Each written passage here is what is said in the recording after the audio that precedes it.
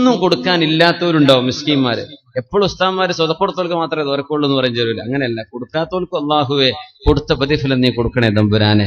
ഇല്ലാത്ത റബ്ബിന്റെ കയ്യിലുണ്ടെങ്കിൽ പന്തലിന്റെ മൊത്തം ചെലവ് ഞാൻ കൊടുത്തേനെ എന്നൊക്കെ ഒരു സാധു ചിലപ്പോൾ മനസ്സിൽ ആലോചിക്കുന്നുണ്ടാവും. ആ നീയത്ത് നല്ല നീയത്താണോ, ഇൻഷാ അള്ളാഹ് അത്രയും കൊടുത്തതിന്റെ കൂലി അള്ളാഹു തരുന്ന. അള്ളാഹു താല നമ്മുടെ നീയത്തുകൾ നന്നാക്കി തരട്ടെ. അപ്പൊ ബക്കറ്റ് വരുന്നുണ്ട്, അവരൊന്ന് സഹായിക്കണം. നമ്മുടെ വിക്കായ വളണ്ടിയർമാർ, നമ്മുടെ സുഹൃത്തുക്കള്. ചിലപ്പോൾ നിങ്ങളുടെ ഇടയിലൂടെ വരാൻ പറ്റില്ല, ബക്കറ്റൊക്കെ ഒന്ന് വാങ്ങിയിട്ട് നിങ്ങൾ തന്നെ സൊഫിലൂടെ അങ്ങനെ എന്ത് ചെയ്യാ, ഒന്ന് കൊണ്ടുപോവുക ഇൻഷാ അല്ലാഹ്. അള്ളാഹു തൗഫീഖ് ചെയ്യട്ടെ. ആമീൻ യാ റബ്ബൽ ആലമീൻ. അപ്പോ അൽ ജസാഉ മിൻ ജിൻസിൽ അമൽ, എങ്ങനെയാണോ നമ്മൾ പ്രവർത്തിക്കുന്നത് അതിനനുസരിച്ചാണ് അള്ളാഹു സുബ്ഹാനഹു വ തആല നമുക്ക് പ്രതിഫലം നൽകുന്നത്. അങ്ങനെയാണ് മഹാനായ അല്ലാമ ഇബ്നു അഖീൽ റഹ്മത്തുള്ളാഹി അലൈഹി, ഇബ്നു അഖീൽ എന്നവർ പ്രഗൽഭനായ പണ്ഡിതനാണ്. അബുൽ വഫ ഇബ്നു അഖീൽ റഹ്മത്തുള്ളാഹി അലൈഹി.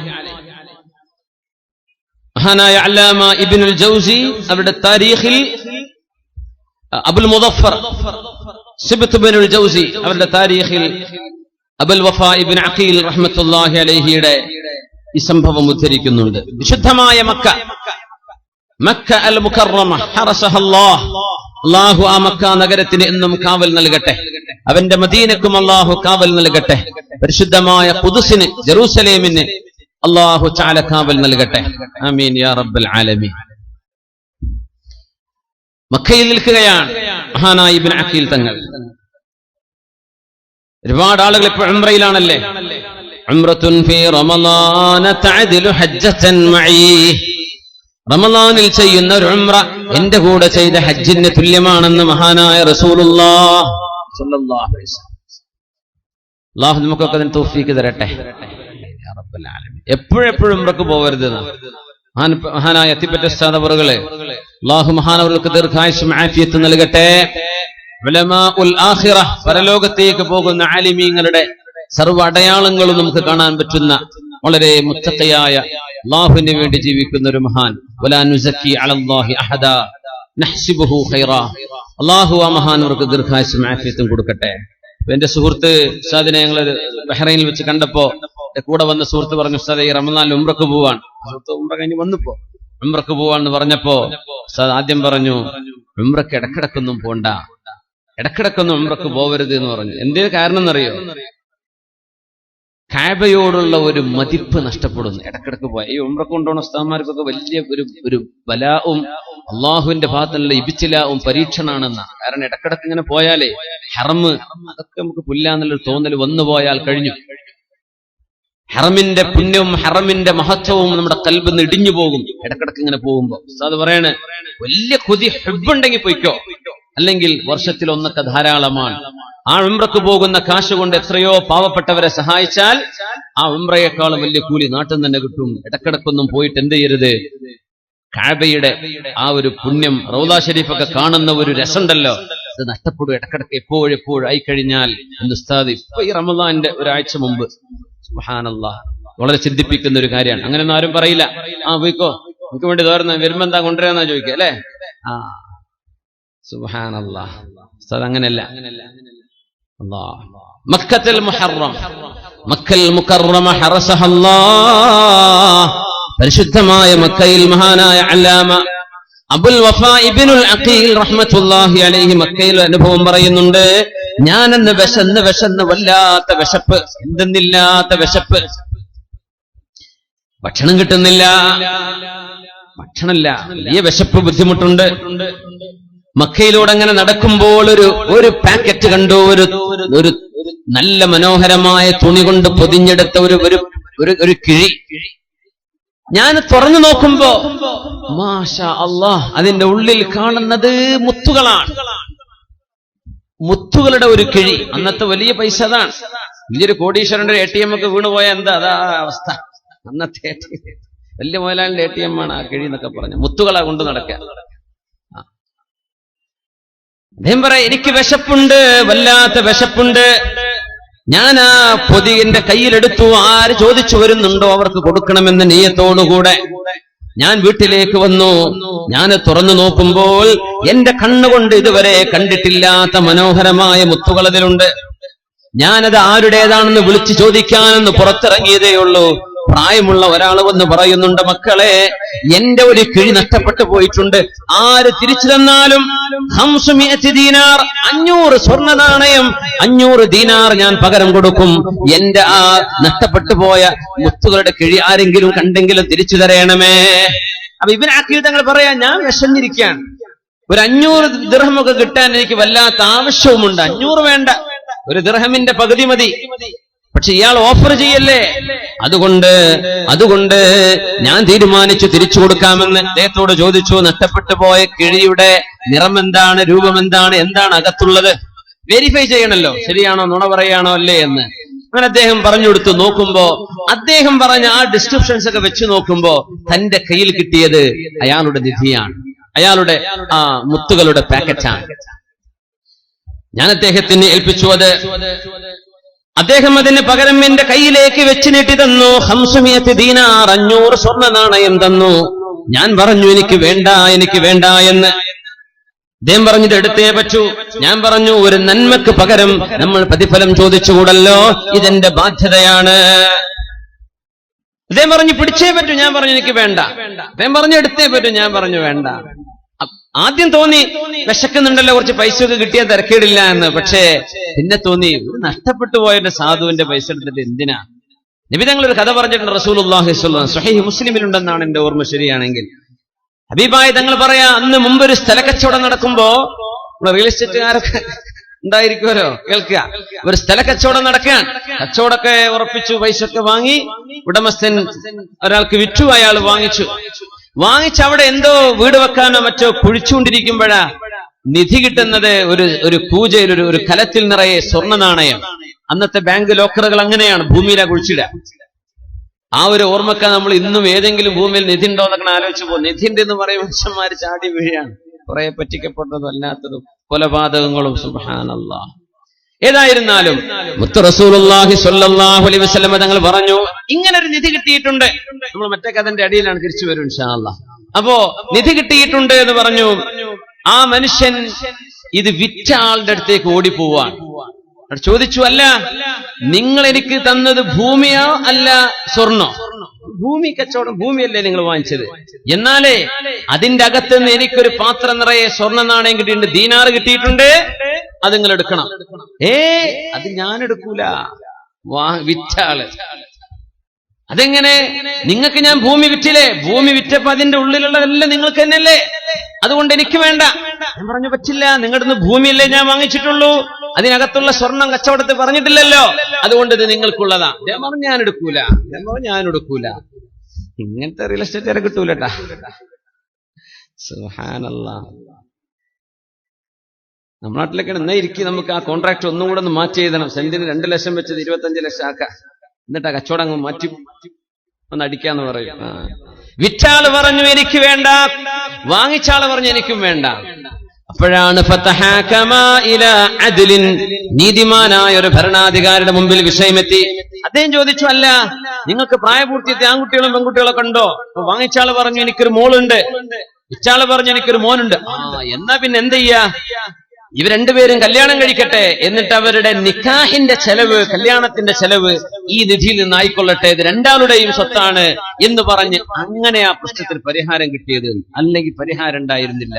സുബ്ഹാൻ. ഇങ്ങനത്തെ ഒരു നന്മയാണ് നമ്മുടെ മുൻഗാമികൾ നമുക്ക് കാണിച്ചത്. ഇന്ന് പൈസക്ക് വേണ്ടി ഉമ്മാനോട് തെറ്റ്, വാപ്പാനോട് പിണക്കം, പെങ്ങളോട് തെറ്റ്, ജ്യേഷ്ഠനോട് തെറ്റ്, ആ 5 സെന്റ് എനിക്ക് വേണം, ഇത് എനിക്കിത് കിട്ടിയില്ല, അതെനിക്ക് തന്നില്ല. ദുന്യാവിന് വേണ്ടി ബന്ധങ്ങളെ മുറിച്ചു കളയുന്ന കാലമാണിത്. മനുഷ്യൻ വിചാരിക്കുന്ന പൈസയാണല്ലോ, ഒന്നുമല്ല, പൈസ ഒന്നുമല്ല, പൈസയല്ല. ജീവിതത്തിലെ വലിയ സമ്പാദ്യം ഒരുപാട് സ്നേഹബന്ധങ്ങളാണ്, ഒരുപാട് സുഹൃത്തുക്കളാണ്, നല്ല അടുപ്പവും സ്നേഹവും. അതിലും വലിയ സമ്പാദ്യമില്ല. അങ്ങനെയാണ്. അല്ലാഹു നമ്മളൊക്കെ കാത്തുരക്ഷിക്കട്ടെ. അങ്ങനെ ഒരു കല്യാണം വന്ന് നടന്നൊരു ഹലാലായ കല്യാണം ഇരിക്കട്ടെ. വിവാഹവുമായുള്ള ചർച്ചയുടെ ഭാഗമായതുകൊണ്ട് അത് നമ്മുടെ ഈ ചർച്ചയിലേക്ക് നമ്മൾ ചേർത്ത് വായിച്ചു എന്ന് മാത്രം. മഹാനായ അല്ലാമ ഇബ്നു അഖീൽ അബുൽ വഫാ തങ്ങൾ പറയാണ്, അദ്ദേഹം നിർബന്ധിച്ചു പറഞ്ഞു, എന്നോട് വല്ലതും വാങ്ങിക്കണം. ഞാൻ പറഞ്ഞു, വേണ്ട. അങ്ങനെ ഞാൻ തിരിച്ചു പോവുകയാണ്. മക്കയിൽ നിന്ന് ഞാൻ പുറപ്പെട്ടു. ഞാൻ കപ്പൽ കയറുന്നു, എത്യോപ്യയിലേക്ക് പോകുന്ന ആ ഭാഗത്ത് നിന്ന് കപ്പൽ കയറി. കപ്പൽ കയറുന്നു. അങ്ങനെ എന്റെ കപ്പൽ ചെന്നെടുക്കുമ്പോഴേക്കും എന്റെ കൂടെയുണ്ടായിരുന്ന ഒരുപാട് ആളുകൾ കടലിലെ അപകടങ്ങളിൽ വിഷപത്തിൽപ്പെട്ട് മരിച്ചുപോയിട്ടുണ്ട്.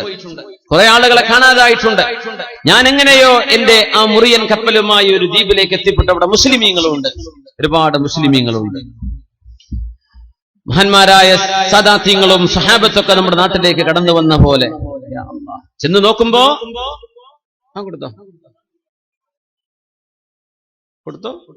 കൊടുത്തു കഴിഞ്ഞു കേൾക്കുന്നില്ല.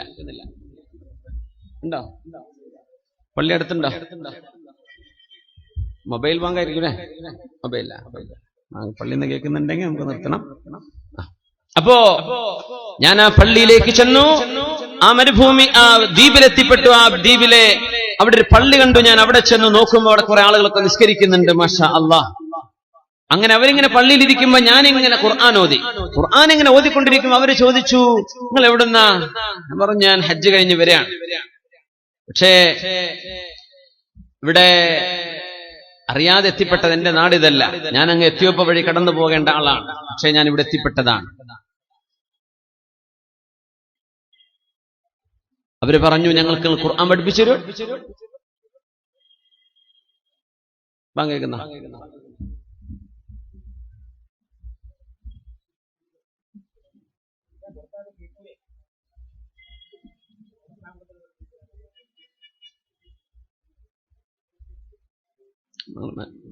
മനസ്സിലാവുന്നില്ല അല്ലേ? വ്യക്തമായിട്ട് മനസ്സിലാവുന്നില്ലെങ്കിൽ കുഴപ്പമില്ല. നമ്മള് ഇൽമിന്റെ മജ്ലിസ് അല്ലേ, ബാങ്കിനോടുള്ള ഇഹാനത്ത് ചെയ്യരുതെന്നാ. ബാങ്കിനെ എന്ത് ചെയ്യരുത്, നിസ്സാരപ്പെടുത്തരുത്. അങ്ങനെയല്ലല്ലോ. ഇൻഷാ അല്ലാഹ് നമ്മൾ തുടരാണ്. അപ്പോ പള്ളിയിലേക്ക് ചെന്നു. അവിടെ ആളുകൾ ഞാൻ ഖുർആൻ ഓതുന്ന കണ്ടപ്പോ ആളുകൾ എന്നോട് പറഞ്ഞു, ഞങ്ങൾക്ക് നിങ്ങൾ ഖുർആൻ പഠിപ്പിച്ചു തരോ? ഞാൻ പറഞ്ഞു, പഠിപ്പിച്ചു തരാം. അങ്ങനെ ഞാൻ ആ ദ്വീപുകാർക്ക് ഖുർആൻ പഠിപ്പിക്കുകയാണ്. പഠിപ്പിച്ചു. ഒരുപാട് ആളുകൾ പഠിച്ചു. അവരൊക്കെ എനിക്ക് പൈസ തന്നു. അങ്ങനെ എൻ്റെ അടുത്ത് ഒരുപാട് പൈസ ഉണ്ടായി. പിന്നെ അവര് പറഞ്ഞു, ഞങ്ങൾക്ക് നിങ്ങൾ ഇമാമ നിൽക്കോ? പറഞ്ഞു, നിൽക്കാനോ, കുഴപ്പമൊന്നുമില്ലല്ലോ. നമ്മുടെ അസംസ്കാരം ബാങ്ക് വിളിച്ചു. ഇൻഷാ അല്ലാഹ് വളരെ വൈകാതെ തന്നെ നമുക്ക് എന്ത് ചെയ്യണം, സംസ്കരിക്കണം. യാത്രക്കാരായ ആളുകളുണ്ടെങ്കിൽ അവരതിന്റെ ആനുകൂല്യങ്ങൾ എടുക്കും ഇൻഷാ അല്ലാഹ്. അപ്പോ 1 മണിക്കൂർ കൂടെ വേണം സമയം. നേരം വൈകുകയാണെങ്കിൽ എന്ത് ചെയ്യാ, നിസ്കരിച്ച് വരാൻ പറ്റുന്നവർ പോയിട്ട് നിസ്കരിച്ചു വരിക. ഏതായാലും ഒരു 5 മണിയാവും ഇൻഷാ അല്ലാഹ്. 3 മണിക്കാണ് തുടങ്ങിയത്. 2 മണിക്കൂറൊക്കെ നോമ്പറ്റ് വേദാൻ പാടുള്ളൂ എന്നാ. അങ്ങനെയൊന്നുമില്ല, പക്ഷെ അത്രേ കഴിയുള്ളൂ ഇൻഷാ അല്ലാഹ്. സാരല്ല. നല്ല മഴ പെയ്യുന്നുണ്ട് മാഷാ അല്ലാഹ്. കാസർഗോഡർക്ക് നിഅമത്ത് അല്ലാഹ് കൊടുക്കട്ടെ. എമ്പാടും പ്രയാസമൊന്നും ഇല്ലാത്ത രീതിയിലുള്ള മഴയാക്കി തരട്ടെ. പ്രയാസങ്ങളൊന്നും വരരുത്. അല്ലാഹുമ്മ ഹവാലൈനാ വലാ അലൈനാ അല്ലാഹുമ്മ അലൽ ആകാമി വൽ ജിബാലി വമനാബിതി ഷജർ. നമ്മള് കൃഷിയുടെ കാര്യം പറഞ്ഞപ്പോ ആദ്യം തങ്ങൾ പറയാം, നമ്മുടെ കാഞ്ഞങ്ങാട് തൈക്കടപ്പുറം നുസ്രത്ത് നഗറിൽ അവിടെ ഒരു പ്രായമുള്ള ഒരാള് മരിച്ചുപോയി. അദ്ദേഹത്തിന്റെ ഖബർ ഒരു കേടുപാടില്ലാതെ കണ്ടു എന്നൊരു വാർത്തപ്പെടുത്തുണ്ടായിരുന്നു എന്ന് പറഞ്ഞു. അദ്ദേഹം നല്ലൊരു കർഷകനായിരുന്നു എന്ന് പറഞ്ഞു. മാഷാ അല്ലാഹ്. അപ്പൊ വലിയ കൂലിയുള്ള കാര്യമാണത്. നമുക്കൊക്കെ ചെയ്യാവുന്നതാണ്. വീട്ടിലൊക്കെ ചെറിയ ഒരു ഏക്കർ കണക്കിന് കൃഷി ചെയ്യണമെന്നൊന്നും നബി തങ്ങൾ പറഞ്ഞില്ല. ഒമൻ അഹ്യ അർദൻ മയ്യിത. നിർജീവമായ ഭൂമി, കൃഷിയൊന്നും ഇല്ലാത്ത സ്ഥലമാണ്, അവിടെ കൃഷി ഇറക്കി. വലിയ കൂലിയാണ്, വലിയ പ്രതിഫലമാണ്. അപ്പൊ അത് നമ്മൾ ചേർത്ത് വായിക്കാൻ ഒരുപാട് അത്ഭുതങ്ങൾ നടക്കുന്ന ഒരുപാട് മഹാന്മാരും മൗലിയാക്കന്മാരൊക്കെ അന്ത്യവിശ്രമം കൊള്ളുന്ന ഒരു മണ്ണുകൂടിയാണ് കാസർഗോഡിന്റെ മണ്ണ് എന്ന് നമുക്കൊക്കെ അറിയാം. അതുകൊണ്ട് ചെറുപ്പക്കാരോട് സാന്ദർഭികമായിട്ട് പറയട്ടെ, നമ്മൾ ആ ഒരു പാരമ്പര്യം കാത്തു സൂക്ഷിക്കണം. നമ്മുടെ ചില ഷർട്ടിന്റെയും പാന്റിന്റെയും ഹെയറിന്റെ ഒക്കെ സ്റ്റൈല് കാണുമ്പോഴേ ഈ പാരമ്പര്യവുമായി നമുക്കൊരു ബന്ധമില്ലാത്ത പോലെയൊക്കെ നമ്മൾ കളിക്കുന്നുണ്ടോ എന്നൊക്കെ തോന്നുന്നുണ്ട്. അങ്ങനെയൊന്നും ആവരുത്. എന്ത് ചെയ്യണം, നമ്മൾ ആ ഒരു പാരമ്പര്യത്തിന് വരുന്നവരാണ്. അതുകൊണ്ട് നമ്മുടെ ആ ലെഗസി നമ്മൾ കാത്തു സൂക്ഷിക്കണം ഇൻഷാ അല്ലാഹ്. മഹാനായ ഇബ്നു അഖീൽ തങ്ങൾ പറയുന്നു, ഞാൻ ആ പള്ളിയിൽ ചെല്ലുന്നപ്പോ മുമ്പെന്നോ ആ മുത്തുകളുടെ കിഴി കിട്ടിയത് വാങ്ങിച്ചു പോയ ആ വൃദ്ധൻ, ഞാൻ അയാളുടെ നാടറിയില്ല, അയാളുടെ പേരറിയില്ല, ഒന്നും അറിയില്ല. അങ്ങനെ ഞാൻ ആ പള്ളിയിൽ ഇങ്ങനെ താമസിക്കുകയാണ്. കുറെ നേരം കഴിഞ്ഞപ്പോ ഞാനെന്തോ ഒരു കിതാബ് കണ്ടപ്പോ എടുത്തു നോക്കി. ആ കിതാബ് ഇങ്ങനെ വായിക്കുമ്പോ നാട്ടുകാർ ചോദിച്ചു, അല്ല നിങ്ങൾക്ക് എഴുതാനറിയോ? ആ എഴുതാനറിയും. എന്നാൽ ഞങ്ങൾക്കൊക്കെ എഴുത്തു പഠിപ്പിച്ചു തന്നൂടെ? തീർച്ചയായും എഴുത്ത് പഠിപ്പിച്ചു കൊടുക്കുക. അങ്ങനെ എനിക്ക് കുറെ ഒരു പൈസ തന്നു. അങ്ങനെ എന്റെ അടുത്ത് ഒരുപാട് പൈസയായി. ബഹുമാനപ്പെട്ടവർ പറയാം, അങ്ങനെ ഞാൻ അവിടെ വർഷങ്ങളോളം ജീവിച്ചപ്പോഴാണ് ഒരാള് വന്നിട്ട് എന്നോട് പറഞ്ഞത്, നാട്ടുകാരൊക്കെ പറഞ്ഞു, അല്ല നിങ്ങൾക്കൊരു കല്യാണം കഴിക്കണ്ടേ? നാട്ടിലെ ഖത്തീബ് ഉസ്താദിനൊക്കെ മഹല്ലിൽ നിന്ന് കല്യാണം കഴിച്ചു വിടുമല്ലോ. അപ്പൊ മഹല്ലുകാര് ചോദിക്കുകയാണ്, കല്യാണം കഴിക്കണ്ടേ? പറഞ്ഞില്ല. പിന്നെ ആവാം, അത് പറ്റില്ല, ഞങ്ങളെ നാട്ടിൽ നിന്ന് തന്നെ കല്യാണം കഴിക്കണം. ഒരു യതീമച്ചായൊരു മോളുണ്ട്, ചെറുപ്പക്കാരിയായൊരു പെൺകുട്ടിയുണ്ട്. അവളുടെ വാപ്പ മരിച്ചു പോയിരിക്കുന്നു. അവരുടെ പ്രിയപ്പെട്ട ഉമ്മയുണ്ട്. അവൾക്ക് ഒരൽപ്പം സമ്പത്ത് അവർ ബാക്കി വെച്ചു പോയിട്ടുണ്ട്. നിങ്ങൾക്ക് അല്ലാഹു ഇൽമിന്റെ സമ്പാദ്യം തന്നതുകൊണ്ട് ആ സമ്പത്തുള്ള കുഞ്ഞിനെ നിങ്ങൾ തന്നെ കല്യാണം കഴിക്കണമെന്നാണ് ഞങ്ങളുടെ നാട്ടുകാരുടെ മുഴുവൻ ആഗ്രഹം. മാഷാ അല്ലാഹ്, ഇങ്ങനെയൊക്കെ നാട്ടുകാരെ ഒരു ഉസ്താദിനെ സ്നേഹിച്ചു കഴിഞ്ഞാൽ രക്ഷപ്പെട്ടു. മാഷാ അല്ലാഹ്. അപ്പോ അദ്ദേഹം പറഞ്ഞു, എന്നായിക്കോട്ടെ.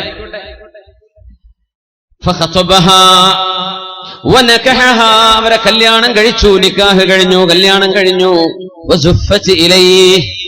പുതുനാരിയായി അവർ അണിയിച്ചൊരുക്കി ഇവരുടെ മുമ്പിലേക്ക് കൊണ്ടുവന്നിരിക്കുകയാണ്. നോക്കുമ്പോ കഴുത്തിലെ ഒരു മനോഹരമായ മുത്തുമാലയുണ്ട്. ആ മാലയിലേക്ക് തന്നെ നോക്കുന്നു, മാലയിലേക്ക് തന്നെ നോട്ടം. അപ്പൊ ബന്ധുക്കളൊക്കെ ചോദിച്ചു, അല്ല നിങ്ങൾ ഈ പുതിയവണ്ണിനെ നോക്കാതെ ഈ മാലയിലേക്ക് കുറെ നേരമല്ല നോക്കാൻ തുടങ്ങിയിട്ട്, ഇത് എന്താണ് കഥ എന്ന് ചോദിച്ചപ്പം പറഞ്ഞു, ഇത് അന്ന് മക്കയിൽ എനിക്ക് കളഞ്ഞു കിട്ടിയ ഒരു മാലയുണ്ട്. ഇതേ മാല, ഇതേ മുത്തുകൾ, ആ ചുവന്ന ആ ത്രെഡ് പോലും, ആ നൂല് പോലും അതിലുണ്ട്, അതുപോലും മാഞ്ഞു പോയിട്ടില്ല. ആ ചുവന്ന നൂലിൽ കോർത്തെടുത്ത മണിമുത്തുകളുള്ള ഈ മാല എന്റെ കയ്യിൽ മക്കയിൽ പണ്ടൊരിക്കൽ കിട്ടിയിട്ടുണ്ടായിരുന്നു. എനിക്കതിങ്ങനെ ഓർമ്മ വന്നതാണ്. അപ്പൊ എല്ലാവരും അല്ലാഹു അക്ബർ തക്ബീർ ചൊല്ലാണ്. എല്ലാരും തക്ബീർ ചൊല്ലി. എന്തേന്ന് ചോദിച്ചു. നിങ്ങൾക്കറിയണോ ഇബ്നു അഖീൽ, ഈ പെൺകുട്ടിയുടെ വാപ്പ ഹജ്ജ് കഴിഞ്ഞ് തിരിച്ചു വന്നതിന്റെ ശേഷം ഞങ്ങളോടൊക്കെ കഥ പറഞ്ഞു. എന്റെ ഈ മുത്തുകളുടെ മുത്തുമാലയുടെ കിഴി എനിക്ക് നഷ്ടപ്പെട്ടു പോയ കഥ പറഞ്ഞു അദ്ദേഹം. എന്നിട്ട് അത് തിരിച്ചു കൊടുത്ത നല്ല മനുഷ്യനെ സംബന്ധിച്ച് പറഞ്ഞൊരു നല്ലൊരു ചെറുപ്പക്കാരൻ, ഞാൻ 500 ദിർഹം പകരം കൊടുത്തിട്ട് വേണ്ട എന്ന് പറഞ്ഞു. നഷ്ടപ്പെട്ടത് തിരിച്ചേൽപ്പിക്കൽ എന്റെ ബാധ്യതയാണ്, ബാധ്യതയ്ക്ക് എന്തിനാണ് പൈസ വാങ്ങേണ്ടതെന്ന് പറഞ്ഞ് എന്നോട് പൈസ വാങ്ങാതെ പോയ ഒരു നല്ല ചെറുപ്പക്കാരന്റെ കഥ ഞങ്ങളോട് ഈ കുട്ടിയുടെ വാപ്പ പറഞ്ഞു തന്നിട്ടുണ്ട്. അദ്ദേഹം പറഞ്ഞു, മാ വജദ്തു ഫിദ്ദുനിയാ മുസ്ലിമൻ ഇല്ലാ ഹാദല്ലദീ റദ്ദ അലയ്യൽ അഖദ. എന്റെ മാല എനിക്ക് തിരിച്ചു നൽകിയ ഈ ചെറുപ്പക്കാരനല്ലാതെ ഒരു മുസ്ലിമിനെ ഞാൻ വസ്വത്തൊരു മുസ്ലിമിനെ വേറെ കണ്ടിട്ടില്ല. നല്ല ലക്ഷണമുള്ളൊരു മുസ്ലിം ഇവൻ തന്നെ, ഈ മാല തന്നവൻ. ആ ഉപ്പ ദുആ ഇറക്കുമായിരുന്നു, അല്ലാഹുമ്മ ജമഅ ബൈനി വബൈനഹു ഹത്താ ഉസവ്വിജഹു ബിബനതി. അല്ലാഹുവേ, ആ ചെറുപ്പക്കാരനെ എന്നെങ്കിലും ഒരു കാലത്ത് എനിക്ക് കാണിച്ചു തരണമേ. എന്റെ പൊന്നുമോളെ ഞാൻ അയാൾക്ക് കല്യാണം കഴിച്ചു കൊടുക്കണമെന്ന് ആഗ്രഹമുണ്ട് റബ്ബേ. ആ ചെറുപ്പക്കാരൻ എന്നെ കൺമുമ്പിലേക്ക് എത്തിക്കുമോ എന്ന് ഈ വൃദ്ധനായി മരിച്ചുപോയ വാപ്പ എന്നും ദുആ ഇറക്കാറുണ്ടായിരുന്നു. ഞങ്ങളത് കേട്ടവരാണ്. ആ പ്രാർത്ഥനയാണ് ഇവിടെ സംഭവിച്ചത്. അൽ ജസാഉ മിൻ ജിൻസിൽ അമൽ. ഉലമാ പറയും, നമ്മൾ എന്ത് പ്രവർത്തിക്കുന്നുവോ അതനുസരിച്ചാണ് അല്ലാഹു അമൽ കൊണ്ടുവരുന്നത്. വമൻ യത്തഖില്ലാഹ യജ്അൽ ലഹു മഖറജ വയർസുഖുഹു മിൻ ഹൈസു ലാ യഹ്തസിബ്. അല്ലാഹുവിന് വേണ്ടി ചാരിത്ര ശുദ്ധി സൂക്ഷിക്കുകയും അല്ലാഹുവിനെ ഉദ്ദേശിച്ച് വ്യഭിചാരത്തിലേക്ക് പോകാതിരിക്കുകയും കണ്ണുകളെ സൂക്ഷിക്കുകയും ചെയ്യുന്ന ആളുകൾക്ക് കൺകുളിർമയുള്ള ജീവിതം അല്ലാഹു അവരറിയാതെ അവരുടെ മുമ്പിലേക്ക് റബ്ബ് കൊണ്ടുകൊടുത്തതിന്റെ മകുടോദാഹരണമാണ് പണ്ഡിത ലോകത്ത് പ്രസിദ്ധമായ ഈ സംഭവം. അല്ലാമ അബുൽ വഫാ ഇബ്നുൽ അഖീൽ തങ്ങളുടെ സംഭവം, സ്വന്തം ജീവിതാനുഭവമാണിത്. അള്ളാഹു മുമ്പിലേക്ക് കൊണ്ടുപോയി കൊടുക്കാൻ അന്നൊരു സത്യസന്ധത കാണിച്ചില്ലേ, ആ സത്യസന്ധതക്ക് അള്ളാഹു നൽകുന്ന പ്രതിഫലമാണിത്. മുത്തനബി തങ്ങൾ പറയുമായിരുന്നു, ഇദാ അതാകും മൻ തർളൗന ദീനഹു വഅമാനതഹു ഫസവ്വിജൂഹു. ആരെയാണ് പുതിയാപ്ലയായി സ്വീകരിക്കേണ്ടതെന്നറിയുമോ? ആരാ പുതിയാപ്ലയായി സ്വീകരിക്കേണ്ടത്? നമ്മൾ അങ്ങനെ കല്യാണം ആലോചിക്കുമ്പോ ആദ്യം എന്താ നോക്കുക? നമ്മൾക്ക് സത്യം ഉള്ളതുപോലെ പറയാം, ഉള്ളതുപോലെ പറയാം. എന്താ പറയാ? എന്താ വരുമാനം അല്ലേ? ചെറുപ്പക്കാരൻ എന്താ വരുമാനം? ആദ്യം ആള് ഓക്കെയാണ്, കാണാനൊക്കെ ഓക്കെയാണ്. പിന്നെന്താ വരുമാനം? ബൈക്കും അങ്ങനെ തിരിച്ചു മറിച്ചും ചെറുക്കള കാസർഗോഡ് ട്രിപ്പടിക്കലാണോ പണി? അല്ല, എന്തെങ്കിലും ജോലി ഉണ്ടോ? എന്തെങ്കിലുമൊക്കെ പണിയെടുത്ത് ജീവിക്കുകയാണോ? കച്ചവടം ഉണ്ടോ? ഉണ്ട്. ഇവിടെ ഗൾഫിലാ. മുമ്പൊക്കെ ഗൾഫിലെന്ന് പറഞ്ഞാൽ അവിടെ വീണു. അപ്പൊ അങ്ങനെയൊന്നുമില്ല. ഗൾഫൊക്കെ ഒരു ആൾക്കാരെ കണ്ടുവന്നതാ. അവിടെ എന്താ പണി എന്ന് ചോദിക്കും. ഏത് കമ്പനിയാന്ന് ചോദിക്കും. ഫാമിലി സ്റ്റാറ്റസ് ഉണ്ടോ ചോദിക്കും. എപ്പോഴാ ലീവ്? 6 മാസം ലീവ് ഉണ്ടോ? കൊല്ലത്ത് ലീവ് ഉണ്ട്, ഇവരെ കൊണ്ടുപോകാൻ പറ്റുമോ? ഇതൊക്കെ അറിഞ്ഞിട്ട് കല്യാണം കഴിപ്പിച്ചു കൊടുക്കുള്ളൂ. സുബ്ഹാനല്ലാഹ്. തെറ്റാണെന്ന് പറയല്ല, അതൊക്കെ നോക്കാം. ദീൻ കഴിഞ്ഞതിന്റെ ശേഷം, അമാനത്ത് വിശ്വസ്തത കഴിഞ്ഞതിന്റെ ശേഷം, ഇദാ അതാകും മൻ തർളൗന ദീനഹു വ അമാനതഹു, മഹാനായ ഇബ്നു അഖീൽ എന്നവർ ആ മാന തിരിച്ചു കൊടുത്ത അമാനത്ത്, സത്യസന്ധത, ആ പുതിയാപ്പിളയെ ജീവിതത്തിൽ കണ്ടുമുട്ടുമോ എന്ന് പോലും വിചാരിക്കാത്ത ആ മനുഷ്യൻ റബ്ബിനോട് ദുആ ചെയ്യുകയാണ്. അല്ലാഹുമ്മ ജ്മഅ ബൈനി വ ബൈനഹു, റബ്ബേ, മക്കയിൽ ഞാൻ എന്റെ കയ്യിലെ എല്ലാ സമ്പാദ്യവും കൊണ്ടുപോയി നഷ്ടപ്പെട്ടപ്പോ എന്റെ കയ്യിലേക്ക് തിരിച്ചേൽപ്പിച്ച ആ ചെറുപ്പക്കാരനെ ഒന്ന് എത്തിച്ചു തരുമോ? അവനാണ് മുസ്ലിം, അവനാണ് മുസ്ലിം. മാ റഅയ്തു മുസ്ലിമൻ ഇല്ലല്ലദീ ആദ ഇലയ്യ അഖദി, എന്റെ മാല തിരിച്ചു തന്ന ഈ ചെറുപ്പക്കാരനല്ലാതെ മാ റഅയ്തു മുസ്ലിമാ, വേറെ ഒരു മുസ്ലിമിനെ ഞാൻ കണ്ടില്ല. എന്തെന്നറിയോ? മുസ്ലിമിന്റെ പ്രത്യേകത ഈ വിശ്വസ്തതയാണ്, അമാനത്താണ്. പൈസ ഏൽപ്പിച്ചാൽ അതിന്റെ ഹക്ക് പ്രകാരമേ അവൻ കൈകാര്യം ചെയ്യൂ. ഈ സർട്ടിഫിക്കറ്റ് കിട്ടിക്കഴിഞ്ഞാൽ ഫദാലിക്കൽ മുസ്ലിം, അതാണ് മുസ്ലിം. നമ്മുടെ സദസ്സിൽ, നമ്മുടെ നാട്ടിൽ, നമ്മുടെ ചുറ്റുപാടിൽ, ഈ നഗരത്തിൽ, നമ്മുടെ ജില്ലയിൽ നമുക്ക് സത്യസന്ധരായ ഇത്തരം ചെറുപ്പക്കാരെ എത്ര പേരെ കിട്ടും എന്നതാണ് വിഷയം. പൈസ ഏൽപ്പിച്ചാൽ നിസ്കരിക്കാൻ റെഡിയാണ്, ഖിയാമുൽ ലൈൽ റെഡിയാണ്, സ്വലാത്തുൽ ദിക്ർ ഒക്കെ റെഡിയാണ്.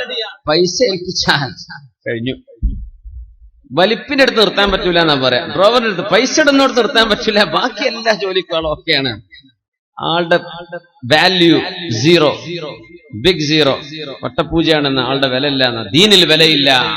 അമാനത്ത് വേണം, അമാനത്ത് വേണം. മഹാനായ അബ്ദുല്ലാഹി ഇബ്നുൽ മുബാറക് റളിയല്ലാഹു അൻഹുവിന്റെ വാപ്പ മുബാറക് എന്നവർ 2 വർഷം മുന്തിരിത്തോട്ടം നോക്കുകയും ആ തോട്ടത്തിൽ നിന്ന് ഒരു മുന്തിരി പോലും കടിച്ചു നോക്കാതെ മുതലാളി ഒരിക്കൽ തിരിച്ചു വന്നപ്പോ മുന്തിരി കൊണ്ടുവരൂ എന്ന് പറയുകയും 2-3 തവണ കൊണ്ടുപോയി കൊടുത്തത് പുളിച്ച മുന്തിരിയായപ്പോ, മുബാറക്കെ, ഇതിൽ പുളിയുള്ളതേതാ മധുരമുള്ളതേതാ എന്ന് നിങ്ങൾക്കറിയില്ലേ എന്ന് ചോദിച്ചപ്പോഴാണ്, യാ സയ്യിദി യാ മൗലായി, എന്റെ നേതാവേ, ഉടമസ്ഥനെ, ഈ തോട്ടത്തിന്റെ അടിമയായി ജോലി ചെയ്യുന്ന എന്നെ നിങ്ങൾ ഏൽപ്പിച്ചത് തോട്ടം നോക്കാനല്ലയോ, മുന്തിരി തിന്നാൻ അനുമതി നൽകിയിട്ടില്ലല്ലോ.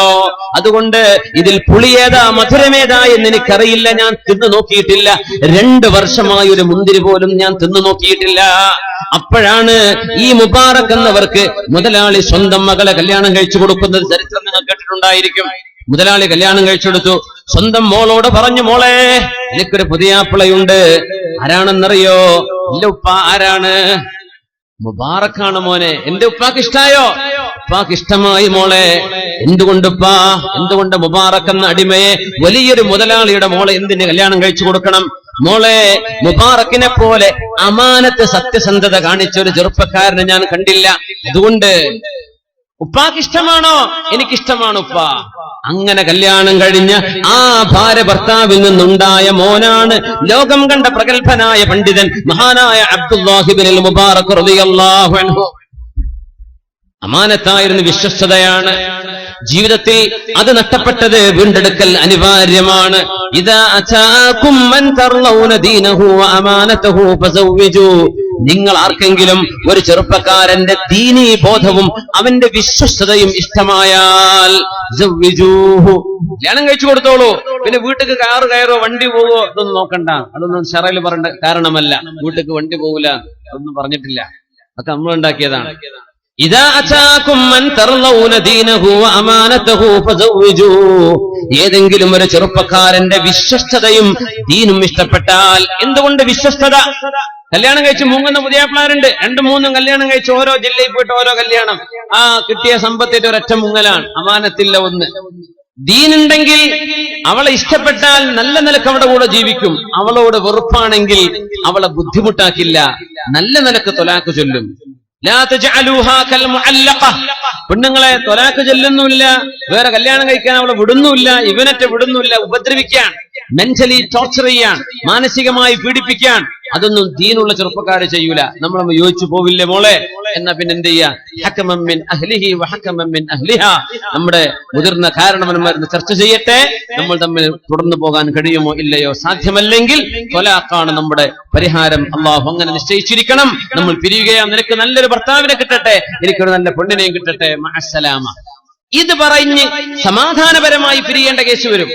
അങ്ങനെ സമാധാനപരമായി പിരിയണമെങ്കിൽ ഇവന് ദീന് വേണം, അല്ലെങ്കിൽ കോടതി ഇടപെടുത്തും. പെണ്ണും അങ്ങനെയാ. പെണ്ണുങ്ങളും പെണ്ണിന്റെ കൂട്ടക്കാരും പ്രത്യേകിച്ച് മനസ്സിലാക്കുക. നമ്മളൊക്കെ കല്യാണം കഴിച്ചു പോകുമ്പോൾ നമ്മുടെ പെങ്ങന്മാരുടെ വിഷയം വരുമ്പോ കുടുംബ കോടതിയിലേക്ക് പീഡന കേസ്. ആര് പീഡിപ്പിച്ചു എന്നായി പറയുന്നത്? പച്ച സാധുവായ പുതിയാപ്പിളന്റെ ഉമ്മ, പച്ച സാധുവായ പുതിയാപ്പിളയുടെ പെങ്ങള്, വല്യമ്മ പീഡിപ്പിച്ചു, പുതിയാപ്പിള പീഡിപ്പിച്ചു, ഒന്നും ചെയ്തിട്ടില്ല. ഇവരോട് ഇങ്ങോട്ടൊന്നും ചോദിക്കണ്ടെന്ന് വിചാരിച്ച് അങ്ങോട്ട് തോക്കിലേക്ക് ആദ്യം വെടിവെക്കുക. നഷ്ടപരിഹാരം 10 ലക്ഷം. നഷ്ടപരിഹാരം പുതിയാപ്പിളക്ക് ഇങ്ങോട്ടായിരിക്കും ചിലപ്പോൾ കൊടുക്കാനുണ്ടാവുക.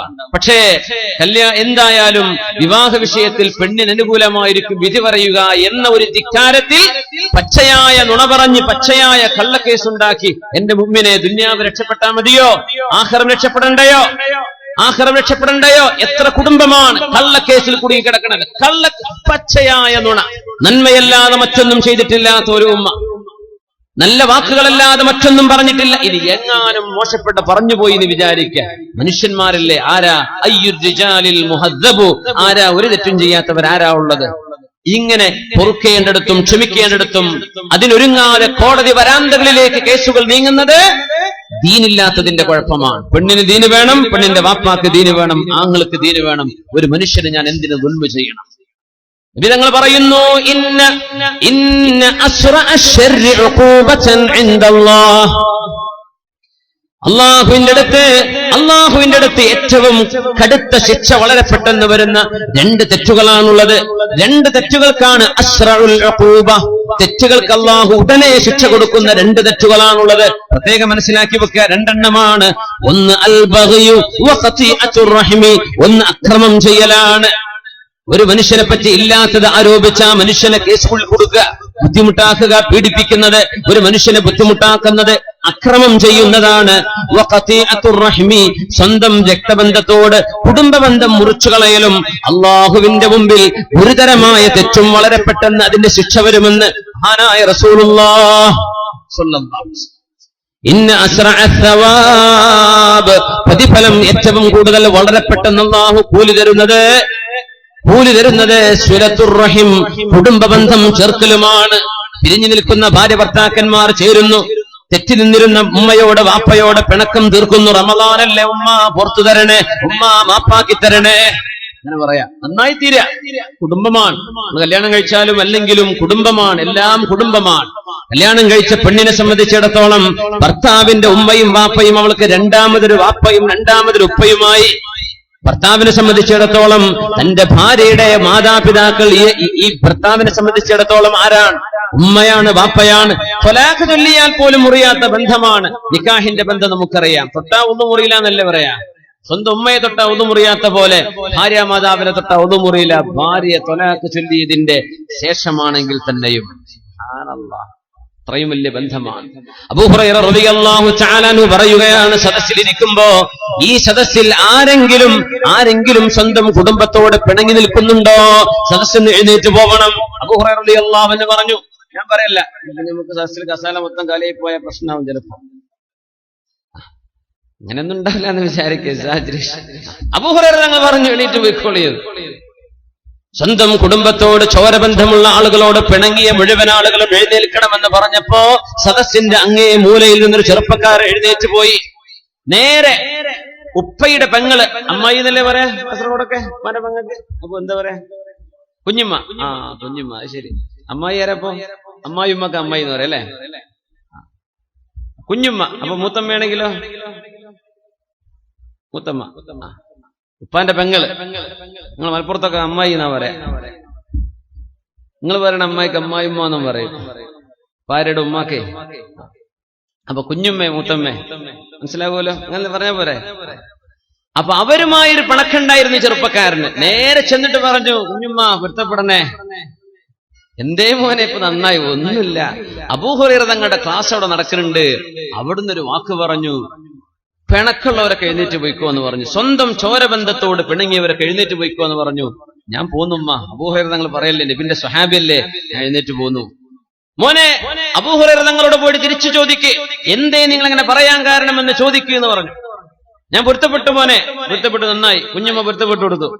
ഇത് നേരെ വന്ന് അബൂ ഹുറൈറ തങ്ങളോട് ചോദിച്ചു, മഹാനായ അഷ്റഫുൽ ഖൽഖ് തങ്ങളുടെ സ്വഹാബിയായവരെ, അങ്ങയുടെ സദസ്സിൽ നിന്ന് ഞാൻ എഴുന്നേറ്റ് പോയി. എന്റെ കുഞ്ഞമ്മയോടെ പിണക്കുണ്ടായിരുന്നു, പിണക്കൊക്കെ തീർന്നിരിക്കാൻ. എന്റെ കുഞ്ഞമ്മ ചോദിക്കാൻ പറഞ്ഞു, എന്തേ നിങ്ങൾ അങ്ങനെ പറയാൻ കാരണം എന്ന് ചോദിക്കാൻ വേണ്ടി പറഞ്ഞു. അപ്പൊ പറഞ്ഞു, സമിഅ്തു ഖലീലി റസൂലല്ലാഹ് സ്വല്ലല്ലാഹു അലൈഹി വസല്ലം യഖൂൽ, എന്റെ ഹബീബായ നബി തങ്ങൾ പറഞ്ഞത് എന്റെ ചെവി കൊണ്ട് ഞാൻ കേട്ടതാണ്. അല്ലാഹു സുബ്ഹാനഹു വ തആല ഇന്നല്ലാഹ ലാ യുൻസിലു റഹ്മതഹു, അല്ലാഹുവിന്റെ കാരുണ്യം അല്ലാഹു ഫീ ഖൗമിൻ, ഒരു സമൂഹത്തിലേക്ക് ഇറക്കുകയില്ല, വഫീഹിം ആഖ്, സ്വന്തം മാതാപിതാക്കളോടോ മാതാപിതാക്കളുടെ ചോരബന്ധമുള്ളവരോടോ പിണങ്ങി നിൽക്കുന്ന ഒരാൾ ഒരു സദസ്സിലുണ്ടെങ്കിൽ ആ സദസ്സിൽ അല്ലാഹുവിന്റെ റഹ്മത്ത് വരികയില്ലെന്ന് അല്ലാഹുവിന്റെ ഹബീബ് പറഞ്ഞിട്ടുണ്ട്. അതുകൊണ്ടാ ഞാൻ എഴുന്നേറ്റ് പോകാൻ വേണ്ടി പറഞ്ഞതെന്ന് മഹാനായ അബൂ ഹുറൈറ റളിയല്ലാഹു അൻഹു. കല്യാണം കഴിച്ചതിൽ പിന്നെ പെങ്ങളോട്, ഉമ്മയോട്, കുടുംബത്തോട്, മാതാപിതാക്കളോട് പിണക്കമായി കഴിഞ്ഞവർ ഓർക്കുക. വിവാഹം നടക്കുന്ന 28 വയസ്സുവരെ 30 വയസ്സുവരെ പോറ്റി വളർത്തിയ സ്നേഹം തന്ന വൈകുന്നേര സമയത്ത് തളർന്നു വരുമ്പോഴോ, കളി കഴിഞ്ഞു വരുമ്പോഴോ, പാതിരാക്ക് കൂട്ടുകാട് കൂടെ കറങ്ങിത്തിരിഞ്ഞു വരുമ്പോഴോ നിങ്ങൾക്ക് വേണ്ടി വാതിൽ തുറന്നു തന്ന് വീട്ടിലുള്ള ഭക്ഷണം വെച്ചു തന്ന് നിങ്ങളെ സുബഹിക്ക് വിളിക്കാൻ വന്ന പ്രിയപ്പെട്ട ഉമ്മയെ കല്യാണം കഴിച്ചതിന്റെ ശേഷം എന്തുകൊണ്ട് കാണാൻ പറ്റാതെയായി, എന്തുകൊണ്ട് പിണക്കമായി, എന്തുകൊണ്ട് ഉമ്മ നിങ്ങൾക്ക് ശത്രുവായി, ആ വീട്ടിൽ നിന്ന് മാറിപ്പോവണമെന്നായി? വല്ലാത്ത അത്ഭുതമാണ്. മുൻകാലത്ത് നമ്മുടെ വീടുകളിൽ സൗകര്യമുണ്ടോ? ഇല്ല. ഒറ്റ റൂം, ഒരു ഹാള്, അല്ലെ ഉമ്മാക്ക് വാപ്പാക്ക് റൂം, പിന്നെ അടുക്കള, കഴിഞ്ഞു. കുട്ടികളെ ഓടിയിട്ട് ഒറ്റ ഓട്ടം, കഴിഞ്ഞോ, ആ റൂം കഴിഞ്ഞു, അത്രയേ ഉള്ളൂ. ആ വീടിനുള്ളിലാണ് പെങ്ങളും പെങ്ങളുടെ മക്കളും വാപ്പയും വാപ്പയുടെ അനുജനും അമ്മായും എല്ലാവരും ഒരുമിച്ച് എല്ലാവിധ പരിമിതികളും മറന്ന് സ്നേഹമെന്ന ഒരൊറ്റ പരിധിക്കുള്ളിൽ നിന്ന് അടുക്കളയിലും ബെഡ്റൂമിലും ഹാളിലും വരാന്തകളിലും ഒക്കെയായി സ്നേഹത്തോടുകൂടെ കഴിഞ്ഞിരുന്ന ഒരു വീട്. അന്ന് വിരുന്നുകാരൻ വരും, നല്ല രസമായിരിക്കും അല്ലെ, വിരുന്നുകാരൊക്കെ വരുന്നു. അവിടെ പാർക്കാനൊന്നും വീട് സ്ഥലമില്ല, എന്നാലുള്ള പായ വിരിച്ച് എന്തോ ഒരു സന്തോഷത്തിൽ ചക്കയും മാങ്ങയും ഒക്കെ എടുത്തു വെച്ച് കഴിച്ച്, ഉള്ള അരിയും വെച്ച് കഞ്ഞി കുടിച്ച്, ചമ്മന്തി വെച്ച് വളരെ മനോഹരമായി സ്നേഹത്തോടെ സ്കൂൾ പൂട്ടിയ 30 ദിവസം ആ വീട്ടിൽ വല്ലത് അവിടെ ഉണ്ടോ? ഒന്നുമില്ല. അങ്ങനത്തെ വീട്. എന്നിട്ട് അവിടെ കിടന്നുറങ്ങാൻ ആളുകൾ വന്നിരുന്നു, പാർക്കാൻ ആളുകൾ വന്നിരുന്നു. ഇന്ന് മണിമാളിക നമ്മൾ ഉണ്ടാക്കുന്നുണ്ട്, അതിൽ ഒരു റൂം ഗസ്റ്റ് റൂമാണ്, പക്ഷേ ഒരു ഗസ്റ്റും അവിടെ കിടന്നുറങ്ങുന്നില്ല. രാത്രി 2 മണിയായാലും പറയുന്നു എനിക്ക് എന്റെ വീട്ടിലേക്ക് പോകണം, ആരും ആ റൂമിൽ ഉറങ്ങുന്നില്ല. വീടുകളിലേക്ക് പ്രിയപ്പെട്ട ഉമ്മ കടന്നു വരുന്നില്ല. എന്തേ? തുടച്ചു വൃത്തിയാക്കുന്ന മരുമോൾ, അവൾക്ക് ഉമ്മ വരുമ്പോഴേക്കും വിഷമമാണ്. ഉമ്മയുടെ കയ്യിൽ നിന്ന് വല്ലതും താഴെ വീണാൽ, ഉമ്മ വല്ലതും വൃത്തികേടാക്കിയാൽ, യൂറോപ്യൻ ക്ലോസറ്റ് ഉമ്മക്ക് ഉപയോഗിക്കാൻ അറിയില്ലല്ലോ, ഉമ്മ വന്ന് ഫ്ലഷ് ചെയ്യാതെ പോയാൽ ഈ ഉമ്മ വന്നിട്ട് വീട്ടിൽ ദുർഗന്ധമാണെന്ന് പറയുന്ന സ്വന്തം മകന്റെ മോളുടെ വീട്ടിൽ എങ്ങനെയാ ഞാൻ നിൽക്കുന്നത്? ഉമ്മാക്ക് അവിടെ വേണ്ട. ആ വീട്ടിൽ ഉപ്പ വരുന്നില്ല. എന്തേ? അവരൊക്കെ വരുമ്പോൾ ഇവൾ തുടച്ചു പോകുന്നത് കാണാം. ഉമ്മയും വാപ്പയും നടക്കുന്നതിന്റെ പിന്നാലെ, മഫെടുത്ത് പിന്നാലെ അവൾ ഓടുകയാണ്. എന്തിന്? കാല് തട്ടി ചെളി വീഴുന്നുണ്ട് വിലപിടിപ്പുള്ള ഗ്രാനൈറ്റിൽ.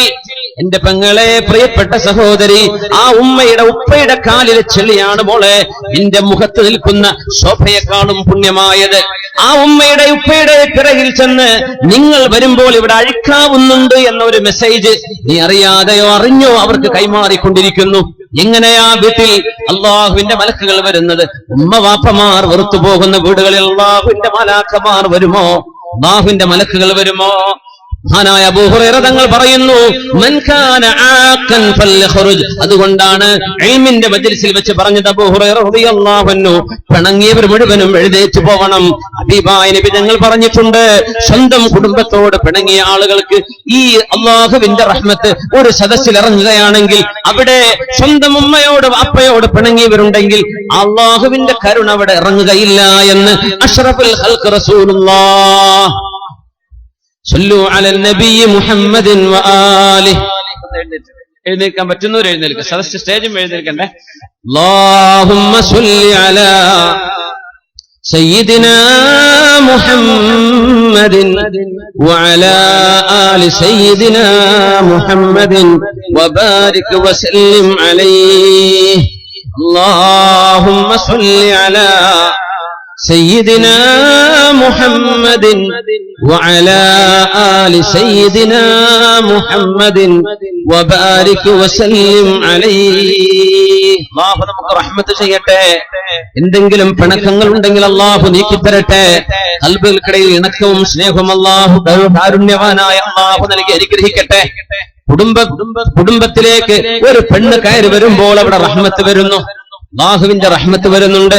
ആ റഹ്മത്തിനെ നമ്മളായിട്ട് തടഞ്ഞു വെക്കല്ലേ. ഒരാൾ ഒരു അംഗം വീട്ടിലേക്ക് വർദ്ധിക്കുകയാണെങ്കിൽ ആ ഒരു ഏറെ വരുന്ന അംഗത്തിലുള്ള റിസ്ക്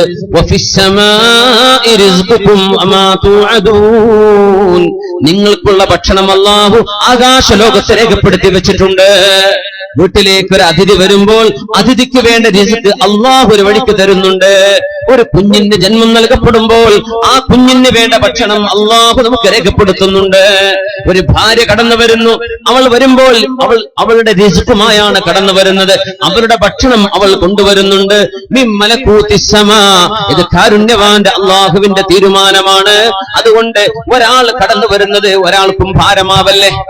ജീവിതത്തിന്റെ തണിയായി കൂടെ നിൽക്കാൻ, സങ്കടത്തിലും സന്താപത്തിലും കൂടെ നിൽക്കാൻ, മരണം വരെ പിരിയാത്തൊരു ബന്ധമായി വിവാഹ ബന്ധങ്ങൾ മാറണമെന്ന് പഠിപ്പിക്കുകയായിരുന്നുവല്ലോ പരിശുദ്ധ റസൂലുള്ളാഹ് സ്വല്ലല്ലാഹു അലൈഹി വസല്ലം.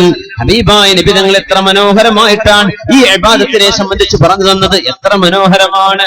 അലി ഇബ്നു അബീ ത്വാലിബ് റളിയല്ലാഹു അൻഹു അല്ലേ വന്ന് പറഞ്ഞത്. ഹബീബായ തങ്ങളുടെ മുമ്പിലേക്ക് വന്നപ്പോ നബി തങ്ങൾ ചോദിച്ചു, യാ അലി ജിഇത ഖാതിബാ, അലിയാരെ നിങ്ങൾ കല്യാണം ആലോചിക്കാൻ വന്നതാണോ? നഅം യാ റസൂലല്ലാഹ്. ആദ്യമൊന്നും പറഞ്ഞു കൊടുത്തില്ല എന്താണ് കാരണമെന്ന്. എന്തേ വന്നു? ഒന്നുമില്ല നബിയേ. എന്തിനെ വന്നത്? ഒന്നുമില്ല നബിയേ. തങ്ങളുടെ മറുപടി വന്നു, ജിഇത ഖാതിബാ, എന്റെ പ്രിയപ്പെട്ട മോൾ ഫാത്തിമയെ കല്യാണം കഴിക്കാൻ ആലോചിച്ചു വന്നതാണോ? നഅം യാ റസൂലല്ലാഹ്. അതേ നബിയേ. തങ്ങളുടെ അടുത്ത ചോദ്യം, മഹറുണ്ടോ, ജോലിയുണ്ടോ, വിസ കിട്ടിയോ എന്നല്ല ചോദിക്കുന്നത്. എന്താണ്? മഹർ കൊടുക്കാൻ വകുപ്പുണ്ടോ? എത്ര മതി? മഹർ കൊടുക്കാനുണ്ടോ? ഇല്ല നബിയേ, ഒന്നുമില്ല. എന്റെ ആഗ്രഹം അങ്ങയുടെ മോളെ കല്യാണം കഴിക്കണം എന്നാണ്. അലിയാരെ ഐന ദിർഉക്, നിങ്ങളുടെ പടയെങ്കി എവിടെ? നിങ്ങളുടെ ഇരുമ്പിന്റെ പടയെങ്കി എവിടെ? അതിനെന്ത് കിട്ടും നബിയേ? എന്ത് കിട്ടിയാലും അങ്ങ് വാങ്ങിച്ചുവാ. 400 ദിർഹം വെള്ളി നാണയമാണ് ദിർഹം, ദീനാറാണ് സ്വർണ്ണ നാണയമെന്ന്. 400 ദിർഹം കിട്ടി. നബി തങ്ങൾ പറഞ്ഞു, അലിയാരെ വീട്ടിലേക്ക് വേണ്ട സാധനങ്ങൾ വാങ്ങിച്ചോളൂ, മഹറും കൊടുത്തോളൂ. ഫാത്തിമാക്ക് അല്ലാഹുവിന്റെ ഹബീബ് വിവാഹം ചെയ്തു കൊടുക്കുകയാണ്. സവ്വജ്തുക ബിൻതി ഫാത്തിമ, എന്റെ മോൾ ഫാത്തിമ അലിയാരെ നിങ്ങൾക്ക് ഞാൻ നിക്കാഹ് ചെയ്തു തന്നിരിക്കുന്നു എന്ന് അഷ്റഫുൽ ഖൽഖ് റസൂലുള്ളാഹ് സ്വല്ലല്ലാഹു അലൈഹി വസല്ലം. ബ്രോക്കർക്ക് കാശ് കൊടുക്കേണ്ടി വന്നിട്ടില്ല. ബ്രോക്കറേജിന്റെ ഇല്ല. വളരെ മനോഹരമായി ഹബീബിന്റെ മുമ്പിൽ നടന്ന വിവാഹമാണ്. ഹബീബിന്റെ പൊന്നുമോളെ എങ്ങനെയാണ് ഹബീബ് കയ്യിലേൽപ്പിച്ചത് എന്ന് പഠിപ്പിക്കുകയാ റസൂലുള്ളാഹ് സ്വല്ലല്ലാഹു അലൈഹി വസല്ലം. ആ ഒരു ചരിത്രം ഒരു പക്ഷേ നമ്മൾ കേട്ടതാവാം. പക്ഷേ ഇന്ന് നമ്മൾ നടത്തുന്ന ആഭാസങ്ങളൊന്ന് തെറ്റിച്ചു നോക്കുമ്പോഴാ എത്ര ദൂരെയാണ് നമ്മൾ ഓടിക്കൊണ്ടിരിക്കുന്നത്. ഹൈവേയിൽ നിന്ന് എത്ര ദൂരെയാണ് നമ്മൾ നേർക്കുനേരെ പോവേണ്ട റൂട്ടിൽ നിന്ന് വഴിതെറ്റി ഏതോ ലോകത്തുകൂടെ നമ്മൾ പോയിക്കൊണ്ടിരിക്കുന്നത്. അഷ്റഫുൽ ഖൽഖ് തങ്ങളുടെ മുമ്പിൽ നിക്കാഹ് നടക്കുന്നു. പ്രിയപ്പെട്ട മോൾ ഫാത്തിമ റളിയല്ലാഹു അൻഹയെ ഏൽപ്പിക്കുകയാണ്. അലി റളിയല്ലാഹു അൻഹുവിന്റെ വിവാഹം നടക്കുന്ന ആദ്യത്തെ ദിവസമാണത്. യാ അലിയു യാ ഫാത്തിമ, അലിയായ ഫാത്തിമ, ലാ തുഹ്ദിഥാ ശൈഅൻ ഹത്താ ആതീകുമാ, ഞാൻ വരുന്നത് വരെ നിങ്ങൾ ഉറങ്ങരുത്, എന്നെ കാത്തിരിക്കണം, ഞാൻ രാത്രി വീട്ടിലേക്ക് വരാം. വിവാഹം കഴിഞ്ഞു അന്നത്തെ ദിവസം. എത്ര സിമ്പിളാണ്. ഖൈബറിൽ മുത്തുനബി തങ്ങൾ സഫിയ റളിയല്ലാഹു അൻഹ വിവാഹം ചെയ്ത് അങ്ങനെയായിരുന്നു. സഫിയ ബിൻത് ഹുയൈ റളിയല്ലാഹു അൻഹ, അവരുടെ വാപ്പ ജൂതനായിരുന്നു. സഫിയ ബീബി ജൂതമതത്തിൽ നിന്ന് ഇസ്ലാമിലേക്ക് വന്ന മഹദിയാണ്. സഫിയ റളിയല്ലാഹു അൻഹയെ നബി തങ്ങൾ വിവാഹം ചെയ്ത് ഖൈബറിൽ വെച്ചാണ്. നിക്കാഹ് നടന്നപ്പോ സദ്യ വേണ്ടേ നബിയെ? വേണം, സദ്യ വേണം, സദ്യ വേണം. നബി തങ്ങൾ ആരുടെ കയ്യിൽ എന്തെങ്കിലും ഭക്ഷണം ഉണ്ടെങ്കിൽ കൊണ്ടുവരണേ. ഞങ്ങൾ പറയാ ഹബീബിന്റെ കല്യാണമാണത്. എല്ലാരും കാരക്ക കൊണ്ടുവന്നു. ആരോ കുറച്ചാൾ കുറച്ച് നെയ്യും, അത് ഒരു മൃഗത്തിന്റെ തോലുണ്ടായിരുന്നു, അവർ സുപ്ര വിരിക്കുന്ന പോലെ വിരിക്കുന്ന ഒരു വസ്ത്രത്തിൽ വിരിച്ചിട്ട് കാരക്കയും കുറച്ച് നെയ്യും അവിടെ വെച്ചു. കാരക്ക ഓരോരുത്തരെടുത്ത് തിന്നാൻ തുടങ്ങി. ആ സുപ്രക്ക് ചുറ്റും ആളുകൾ ഇരിക്കാൻ തുടങ്ങി. തങ്ങൾ പറഞ്ഞു, വിളിച്ചോളൂ വിളിച്ചോളൂ, എല്ലാവരെയും വിളിച്ചോളൂ, വിവാഹത്തിന്റെ സദ്യയാണെന്ന് പറഞ്ഞ് ഓരോരുത്തരെയും വിളിച്ചുകൊണ്ടുവന്നു. എല്ലാവരും വന്നു. അനസ് റളിയല്ലാഹു അൻഹു ഖാദിമു റസൂലില്ലാഹ്, നബി തങ്ങളുടെ ഖാദിം പറയുന്നു, ഞങ്ങൾ 400 പേരെന്നുണ്ടായിരുന്നു. ഖൈബർ യുദ്ധം കഴിഞ്ഞ് തിരിച്ചു വരികയാണ്. 400 പേർ ഞങ്ങൾ ഉണ്ടായിരുന്നു. ഞങ്ങൾ എല്ലാവർക്കും ഭക്ഷണം അവിടെ തികഞ്ഞു എന്നതാണ് അത്ഭുതം. അത് ഹബീബിന്റെ മുഅ്ജിസത്തായിരുന്നു. അള്ളാഹു നൽകുന്ന മിറക്കിൾസ്, അള്ളാഹു നൽകുന്ന മഹാത്ഭുതങ്ങൾ. 400 ആൾക്ക് കുറഞ്ഞ കാരക്ക മതി. കാരക്കയും നെയ്യും ഇതായിരുന്നു ഹബീബിന്റെ കല്യാണത്തിന്റെ വിഭവം. സ്വല്ലല്ലാഹു അലൈഹി വസല്ലം. സൈനബ് റളിയല്ലാഹു അൻഹ, സൈനബ് ബിവിയെ കല്യാണം കഴിച്ചപ്പോഴാ ഹബീബായ തങ്ങൾ പൊടിപൊടിച്ച കല്യാണ സദ്യ ഉണ്ടാക്കിയത്. എത്രയെന്നറിയോ? ശാതൻ, ഒരാടർത്തു. ഒറ്റാട്. അതാണ് ഏറ്റവും ഗംഭീരമായ ഹബീബിന്റെ വിവാഹ സദ്യ. സൈനബ് റളിയല്ലാഹു അൻഹ കല്യാണം കഴിച്ചപ്പോഴാണ് ഒരാടർത്തത്. ഹബീബായ തങ്ങൾക്കത് ഇഷ്ടമായിരുന്നു. ഔലിം വലൗ ബിശാ, ഞങ്ങൾ പറയും കല്യാണം കഴിഞ്ഞാൽ, നിക്കാഹ് കഴിഞ്ഞാൽ തന്നെ വിവാഹ സദ്യ കൊടുക്കാം. അതിൽ ഏറ്റവും പുണ്യമായ സമയം, ശ്രേഷ്ഠമായ സമയം ഭാര്യയും ഭർത്താവും ഒരുമിച്ച് ഒരു രാത്രി താമസിച്ചതിന്റെ ശേഷമാണ്. പക്ഷെ അതിന്റെ മുമ്പും കൊടുക്കാം, ശേഷം കൊടുക്കാം. അതിലൊന്നും ഉലമാ ഒരു വിരോധവും പറഞ്ഞിട്ടില്ല. കാരണം അത് അതിന്റെ അരികത്ത് തന്നെയല്ലേ, കുഴപ്പമില്ല. നമ്മൾ നാട്ടിൽ നടക്കുന്ന തെറ്റാണ് എന്നൊന്നും പറയാൻ പറ്റില്ല, കുഴപ്പമില്ല. പക്ഷേ പുണ്യമായത് എങ്ങനെയാ? ഭാര്യയും ഭർത്താവും ഒരു ദിവസമെങ്കിലും, ഒരു രാത്രി കഴിഞ്ഞതിന്റെ പിറ്റേ ദിവസം വലീമത്തിന്റെ ഭക്ഷണം കൊടുക്കും. തലേന്ന് കൊടുക്കാം, നിക്കാഹ് കഴിഞ്ഞ് എപ്പോഴും കൊടുക്കാം, ഒരുമിച്ച് താമസിച്ചു കഴിഞ്ഞ് എപ്പോഴും കൊടുക്കാം. അന്ന് തന്നെ ആവണം നിർബന്ധമില്ല. മഹാനായ അബ്ദുറഹ്മാൻ ഇബ്നു ഔഫ് റളിയല്ലാഹു അൻഹു മദീനയിൽ വന്നപ്പോ ഡ്രസ്സിലൊരു മഞ്ഞ നിറം കണ്ടു. അന്ന് അത്ര പൂശും ഒരു മഞ്ഞ നിറം വരും. അപ്പൊ നബി തങ്ങൾ ചോദിച്ചു, കണ്ടപ്പോഴേ ചോദിച്ചു, ഇത് പുതിയാപ്പിളമാർ ഉപയോഗിക്കുന്ന അത്തറാണ്. അപ്പൊ തങ്ങൾ ചോദിച്ചു, അബ്ദുറഹ്മാൻ ഇബ്നു ഔഫ് അതസവ്വജ്ത, കല്യാണം കഴിച്ചോ? ആ നബിയെ, ഇന്നലെ കല്യാണം കഴിഞ്ഞു. ആലോചിക്കണം, മദീന എന്നത് ചെറിയൊരു സ്ഥലമാണ്, വളരെ ചെറിയ സ്ഥലമാണ്. നമ്മൾ കാസർഗോഡ് ബസ് സ്റ്റാൻഡ് മുതൽ ഇത്രക്ക് വരെ ഉണ്ടാവില്ല മദീന. അന്നത്തെ മദീന വളരെ ചെറുതാണ്. എന്തുകൊണ്ടെന്ന് വെച്ചാൽ ഉസ്മാൻ ഇബ്നു അഫ്ഫാൻ റളിയല്ലാഹു അൻഹുവിനെ അന്ന് മറവ് ചെയ്തത് മദീനക്ക് പുറത്തായിരുന്നു. ഇന്ന് ജന്നത്തുൽ ബഖീന്റെ മധ്യത്തിൽ കാണും ഉസ്മാൻ തങ്ങളുടെ ഖബർ. മദീനത്ത് പോയവർ കാണാൻ പറ്റും. ജന്നത്തുൽ ബഖീന്റെ മധ്യം കഴിഞ്ഞാൽ ഇടത് ഭാഗത്ത് മഹാനായ ഉസ്മാൻ ഇബ്നു അഫ്ഫാൻ റളിയല്ലാഹു. അന്ന് അവരെ മറവ് ചെയ്തപ്പോ അന്നത്തെ രാഷ്ട്രീയ കൊലപാതകത്തിന്റെ ആളുകൾ മഹാനവറുകളെ വധിക്കുകയും അവരുടെ മയ്യത്ത് പോലും ബഖീയിൽ മറവ് ചെയ്യാൻ വിടില്ലെന്ന് പറഞ്ഞു. അങ്ങനെ ബഖീന്റെ പുറത്താണ് മറവ് ചെയ്തത് കിതാബുകൾ കാണാൻ പറ്റും. പിന്നീട് ബഖീയെ വികസിപ്പിക്കുകയാണ് ഉണ്ടായത്. അത് മദീനക്ക് പുറത്താണ്. അതിപ്പോ മദീന പള്ളിയിൽ എത്ര കുറച്ചുള്ളൂ. മദീനയിൽ ഹബീബിന്റെ കൂടെ താമസിക്കുന്ന അബ്ദുറഹ്മാൻ ഇബ്നു ഔഫ് റളിയല്ലാഹു അൻഹു കല്യാണം കഴിച്ചപ്പോ നബി തങ്ങൾ അറിഞ്ഞിട്ടില്ല. തങ്ങൾ ചോദിച്ചു, അബ്ദുറഹ്മാൻ ഇബ്നു ഔഫ് കല്യാണം കഴിഞ്ഞോ? ആ കഴിഞ്ഞു. അത്തറിന്റെ അടയാളം കണ്ടു എന്നാണ് തങ്ങൾ പറഞ്ഞു. ഔലിം വലൗ ബിശാ, ഒരാടെങ്കിലും അറുത്തിട്ട് നല്ല സദ്യ കൊടുക്കുക ആൾക്കാരെ വിളിച്ചിട്ട് എന്ന് പറഞ്ഞു. അങ്ങനെ അബ്ദുറഹ്മാൻ ഇബ്നു ഔഫ് റളിയല്ലാഹു അൻഹു വിവാഹ സദ്യ ചെയ്തു, ഒരാടറുത്തിട്ട്. അപ്പൊ മാംസം കൊടുക്കൽ സുന്നത്താണ് പറ്റുന്ന ആളുകൾക്ക്. ഒരുപാട് അതിഥികളെ വിളിക്കാം, ഇതൊക്കെ സുന്നത്താണ്. അതിഥികൾക്ക് നല്ല ഭക്ഷണം കൊടുക്കാം. പക്ഷേ ധൂർത്ത് ചെയ്തുകൂടാ. ഇന്നൽ മുബദ്ദിരീന കാനൂ ഇഖ്വാനശ് ശയാത്വീൻ, ധൂർത്ത് ചെയ്യുന്ന ആളുകൾ പിശാചുക്കളുടെ കൂട്ടുകാരാണെന്ന് മഹാനായ റസൂലുള്ളാഹി തങ്ങൾ ഖുർആൻ ഓതി പഠിപ്പിച്ചിട്ടുണ്ട്. പിശാചുക്കളുടെ കൂട്ടുകാരാണ്. ധൂർത്ത് ചെയ്തുകൂടാ. എമ്പാടും മനുഷ്യൻ സമ്പാദിച്ച സമ്പാദ്യം മുഴുവനും വിവാഹം നടക്കുന്ന സ്വന്തം മോളിന്റെയോ മോന്റെയോ വിവാഹം നടക്കുമ്പോ അന്ന് ആളുകളുടെ കണ്ണ് തള്ളിക്കാൻ വേണ്ടി, ഞെട്ടിക്കാൻ വേണ്ടി, തോന്നി കാസർഗോഡ് നിന്ന് ഞെട്ടുക എന്ന് പറഞ്ഞാൽ ആ പൾസൊക്കെ പോയിട്ടുണ്ടാവും, ഞെട്ടണ ഞരമ്പൊക്കെ പോയി ഔട്ടായിട്ടുണ്ടാവും. എത്ര ഞെട്ടൽ ഞെട്ടിക്കഴിഞ്ഞപ്പോ ഞെട്ടിട്ടേ തരിപ്പ് പോവെന്നൊക്കെ പറഞ്ഞില്ലേ, ഇനിയിപ്പോ ആ ഞെട്ടലൊന്നും ഉണ്ടാവില്ല. ഓരോരുത്തരും അങ്ങ് ഞെട്ടിക്ക് തന്നെയാണ് കല്യാണം അങ്ങ് ഗംഭീരാക്കിയിട്ടേ. ഇനി നമുക്ക് ആ ഏർപ്പാട് നിർത്തല്ലേ. ഞെട്ടലൊക്കെ എല്ലാവരും ഞെട്ടിക്കഴിഞ്ഞു. ഇനി എന്ത് ചെയ്യാ? വളരെ സിമ്പിളായിട്ട് നല്ല ഒതുങ്ങിയ ഭക്ഷണം തിന്നാൻ പറ്റുന്നത്. 4 ആൾക്കൊക്കെ ഒരു ആട് വെച്ചുകൊടുത്ത് ഇപ്പുറത്ത് കുറച്ച് ചിക്കനും കുറച്ച് ആകൂലി മീന് ചുട്ടതും അല്ലാത്തതും ഇലയിലും. ഇതൊക്കെ ആരാ തിന്നുന്നത്? തിന്നാൻ കഴിയോ? ഇല്ല. അപ്പൊ ഇങ്ങനെ ഫോട്ടോ എടുത്ത് വിടുകയാണ്. എന്റെ പല്ല് കുത്തി കുട്ടികൾ ഇറങ്ങി പോവാണ്. ഓ കുഴപ്പമില്ലട്ടാ. വേറെ സ്ഥലത്ത് പോയിട്ട് പറയാണ് അവിടുത്തെ അത്ര ആയിട്ടില്ല, അതൊക്കെ ഫ്രീ ആണ്, അതാ അതങ്ങനെ കുറ്റം പറഞ്ഞു നടക്കും. അപ്പോ മനുഷ്യന്മാർക്ക് തിന്നാൻ പറ്റണില്ല. എല്ലാവർക്കും കൊളസ്ട്രോളും പ്രഷറാണ്. എന്നൊക്കെ വെജിറ്റബിൾ ഉണ്ടോ എന്ന് ചോദിക്കൽ അഭിമാനമായി മാറി. സാമ്പാറും ചോറൊക്കെ ഉണ്ടോ എന്നൊരു VIP ചോദ്യമായിക്കണം ഇപ്പോ. കാരണം മുതലാളിമാർക്ക് അതൊക്കെ വേണ്ടു. കാരണം ഒരുവിധ ആൾക്കാർക്കൊന്നും വയ്യ, എന്നാൻ വയ്യ. ഇതെന്തിനാ നമ്മൾ വെച്ചുകൂട്ടി? കുറെ ജീവികളെ ആടിനിറക്കേണ്ട ജീവുള്ള സാധനമല്ലേ അത്? ജീവനുള്ളതല്ലേ അള്ളാഹു നമുക്ക് ഭക്ഷണമായി തന്നത്. ബിസ്മില്ലാഹി, അള്ളാഹിന്റെ നാമം ഉച്ചരിച്ച് അള്ളാഹുവെ നീ കൊടുത്ത ജീവൻ ഞങ്ങൾ എടുക്കാൻ, എന്തിന്? നീ ഭക്ഷണമായി ഉപയോഗിച്ചോളൂന്ന് അള്ളാഹുവെ നീ സമ്മതം തന്നില്ലേ, അതുകൊണ്ട് ഇറക്കാൻ. മൃഗത്തോട് ദേഷ്യം ഉണ്ടായിട്ടല്ല അങ്ങനെ നമ്മൾ ഇറക്കണത്. അതൊക്കെ എത്രയോ ചവറ്റുകൊട്ടയിലേക്ക് നമ്മൾ എറിയാൻ അള്ളാഹുവിന്റെ മുമ്പിൽ ചെല്ലുമ്പോ പിശാചുക്കളെ അള്ളാഹു ചാല ചങ്ങലകൾ ബന്ധിച്ചു കൊണ്ടുവരുമെന്നാണ്. പിശാചിന്റെ കൂട്ടുകാരും അങ്ങനെ തന്നെ. എന്തിനെ? ധൂർത്ത് ചെയ്തതിന്റെ പേരിൽ. അങ്ങനെ നിങ്ങൾ ചെയ്യല്ലേ എന്ന് പരിശുദ്ധ ഹബീബ് സല്ലല്ലാഹു അലൈഹി വസല്ലം. അലി റളിയല്ലാഹു അൻഹുവിന്റെ കല്യാണം നടക്കുന്ന അന്നത്തെ ദിവസം എന്റെ മുഅ്മിനീങ്ങളെ ആലോചിക്കണമേ. നമ്മൾ ചിന്തിക്കുക എത്ര സിമ്പിളാണ് അല്ലാഹുവിന്റെ ഹബീബ് നമുക്ക് പറഞ്ഞു തന്ന ഈ ഇബാദത്ത്. നമ്മള് വിവാഹങ്ങളിൽ സംബന്ധിക്കേണ്ടവരാണ്. വമൻ ദുഇയ ഇലാ വലീമത്തിൻ ഫലം യുജിബ് ഫഖദ് അസല്ലാഹ വറസൂലഹു എന്ന് ഹബീബ് റസൂലുള്ളാഹി സ്വല്ലല്ലാഹു അലൈഹി വസല്ലം. ഒരു കല്യാണത്തിന് ഒരാൾക്ക് ഇൻവിറ്റേഷൻ കിട്ടിയിട്ട് ആ ഇൻവിറ്റേഷൻ സ്വീകരിച്ചില്ലെങ്കിൽ അവർ അല്ലാഹുവിനും റസൂലിനും എതിര് ചെയ്തു എന്ന് മുത്ത് റസൂലുള്ളാഹ്. എങ്ങനെ? കല്യാണത്തിന്റെ മെസ്സേജ്.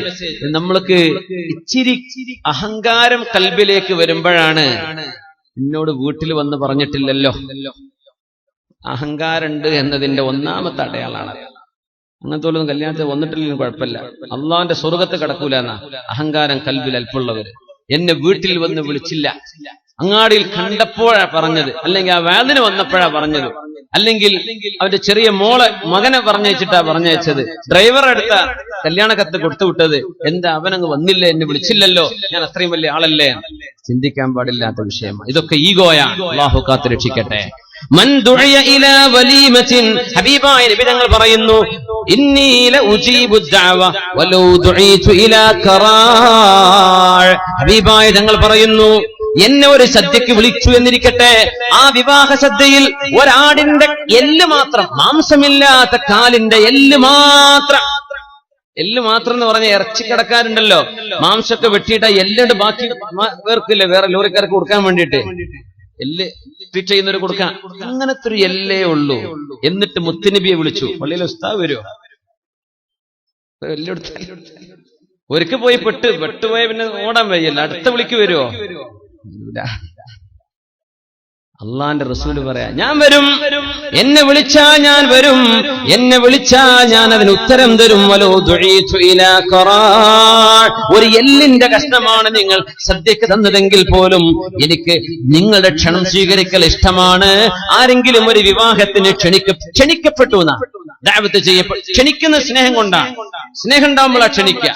ദഅവത്ത് എന്ന വാക്കിന്റെ അർത്ഥം പോലും അതാ, സ്നേഹത്തോടെ ചെയ്യുന്ന പണി എന്നാണ്. വിവാഹത്തിന് ക്ഷണിക്കുമ്പോ ദഅവ എന്നാണ് പറയാ. അള്ളാന്റെ മാർഗത്തിലേക്ക് ക്ഷണിക്കുമ്പോഴും ദഅവ എന്നാണ് പറയാ. ദഅവത്ത് അള്ളാന്റെ മാർഗത്തിലേക്ക് ക്ഷണിക്കുക. ഉദ്ഉ ഇലാ സബീലി റബ്ബിക ബിൽ ഹിക്മ, അള്ളാന്റെ മാർഗത്തിലേക്ക് ക്ഷണിക്കുമ്പോൾ ഒരു സ്നേഹം വരണം, ഫ്രണ്ട്ഷിപ്പ് വേണം, അപ്പോഴാണ് ക്ഷണിക്കുന്നത്. മുത്തുനബി ഞങ്ങൾ പറയാനൊരു എല്ലേ ഉള്ളൂ എങ്കിൽ തന്നെ ഞാൻ വരും. ക്ഷണം ഒരാള് നമ്മൾ അറിയിച്ചു വരണം, മതി. ഇന്നാള് തന്നെ വരണം, ഇന്ന സ്ഥലത്ത് വന്ന് തന്നെ എന്നെ വിളിക്കണം, എന്റെ വീട്ടിൽ തന്നെ വന്ന് എന്നെ വിളിക്കണം, എന്നെ ഒറ്റക്ക് തന്നെ വിളിക്കണം. ഇങ്ങനെ ചിന്തിക്കുന്നത് അഹങ്കാരമാണ്, കിബറാണ്. ലാ യദ്ഖുലുൽ ജന്ന മൻ കാന ഫീ ഖൽബിഹി ഹബ്ബതു ഖർദലിൻ മിൻ കിബ്രിൻ. അഹങ്കാരം അല്പമെങ്കിലും ഹൃദയത്തിലുള്ള ആളുകളെ അല്ലാഹുവിന്റെ സ്വർഗ്ഗത്തിന് വേണ്ട എന്ന് മഹാനായ റസൂലുള്ളാഹ്. അതുകൊണ്ട് നമ്മൾ ആ ഏർപ്പാടൊക്കെ നിർത്തണം. വിളിച്ചില്ലെങ്കിൽ എന്താ, എന്നെ വിളിക്കാൻ മറന്നതായിരിക്കും, ഞാൻ പോകാൻ മറക്കണ്ടെന്ന് വിചാരിച്ച് പോകേണ്ടവരാ സുഹൃത്തുക്കളൊക്കെ. അങ്ങനെ പോകേണ്ടത് അല്ലേ? ഇന്നങ്ങനെ വിളിക്കേണ്ട ഈ പറഞ്ഞ പോളിസി ഇന്ന് നടപ്പിലാക്കിക്കൊണ്ടിരിക്കുന്നത് കോളേജ് കുട്ടികൾ മാത്രമേ ഉള്ളൂ. എന്നെ വിളിച്ചിട്ടില്ലല്ലോ, വിളിക്കാൻ മറന്നതായിരിക്കും വെച്ചിട്ട് എല്ലാ മണ്ഡപത്തിന് മുമ്പിൽ പോയിട്ട് ബൈക്ക് നിർത്തിയിട്ട് വയറ് നിറച്ച് തിന്നു പോരാ. ഓലക്കത്തെ ഏതേതാ കല്യാണം, ഇവിടെ ആണാണോ പെണ്ണാണോ പെണ്ണ് കെട്ടണോ ഒന്നും അറിയില്ല. പിന്നെ ആരും ചോദിക്കൂലല്ലോ. മണ്ഡപത്തിലൊക്കെ ഏതെങ്കിലും ഒരുത്തനെ ഈ ആരോടോ എവിടുന്നാന്ന് ചോദിച്ചു, ഏതോ ഒരു കുരുത്തക്കേടനെ അവന് പുതിയാപ്പിളേറ്റ് എന്തോ ഒരു ബന്ധം, പുതിയാപ്പിള എയർപോർട്ടിൽ വിട്ടുകൊടുത്ത ആളായിരിക്കും ചിലപ്പോ. അതുണ്ടെങ്കിൽ തന്നെ ആ കല്യാണം കൊളാവും അല്ലേ. പുതിയാപ്പിളിന്റെ ആൾക്കാരെ തടഞ്ഞു വെച്ചു, സിന്ദാബാദ് എന്നതായിരിക്കും അവിടെ വിഷയം. അതുകൊണ്ട് പിന്നെ ആരും മുതിര ചോറല്ല വെച്ചു പോയിക്കോട്ടെ.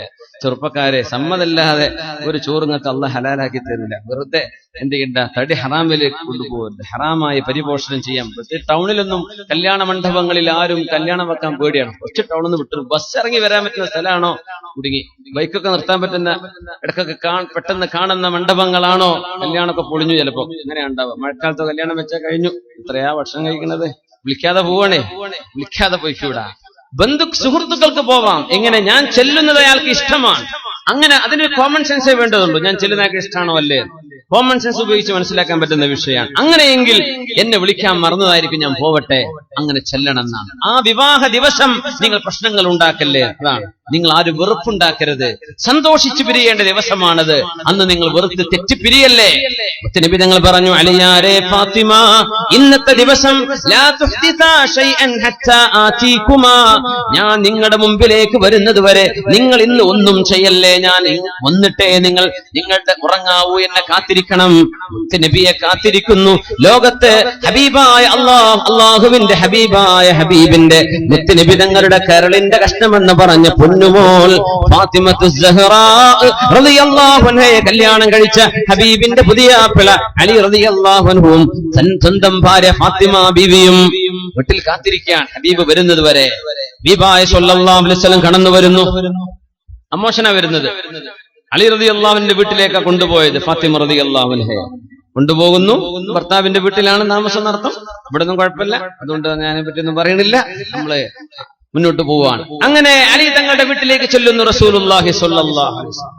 ഇവിടെ അങ്ങനെ തന്നെയല്ലേ, ഭർത്താവിന്റെ വീട്ടിൽ തന്നെയല്ലേ. അൽഹംദുലില്ലാഹ്, അതിലൊരു ഇസ്സത്തുണ്ട്. ആട്ടെ.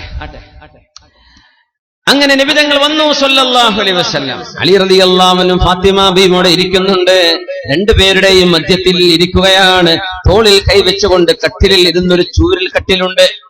ചൂരൽ കട്ടിലാണ്, ഇന്നത്തെ ഈത്തപ്പനയുടെ ഓലകൾ വെച്ചുണ്ടാക്കിയ ഒരു കട്ടിൽ. അതിലിരുന്നു മുത്തുനബി തങ്ങൾ, ലോകത്തിന്റെ ഗുരു സ്വല്ലല്ലാഹു അലൈഹി വസല്ലം.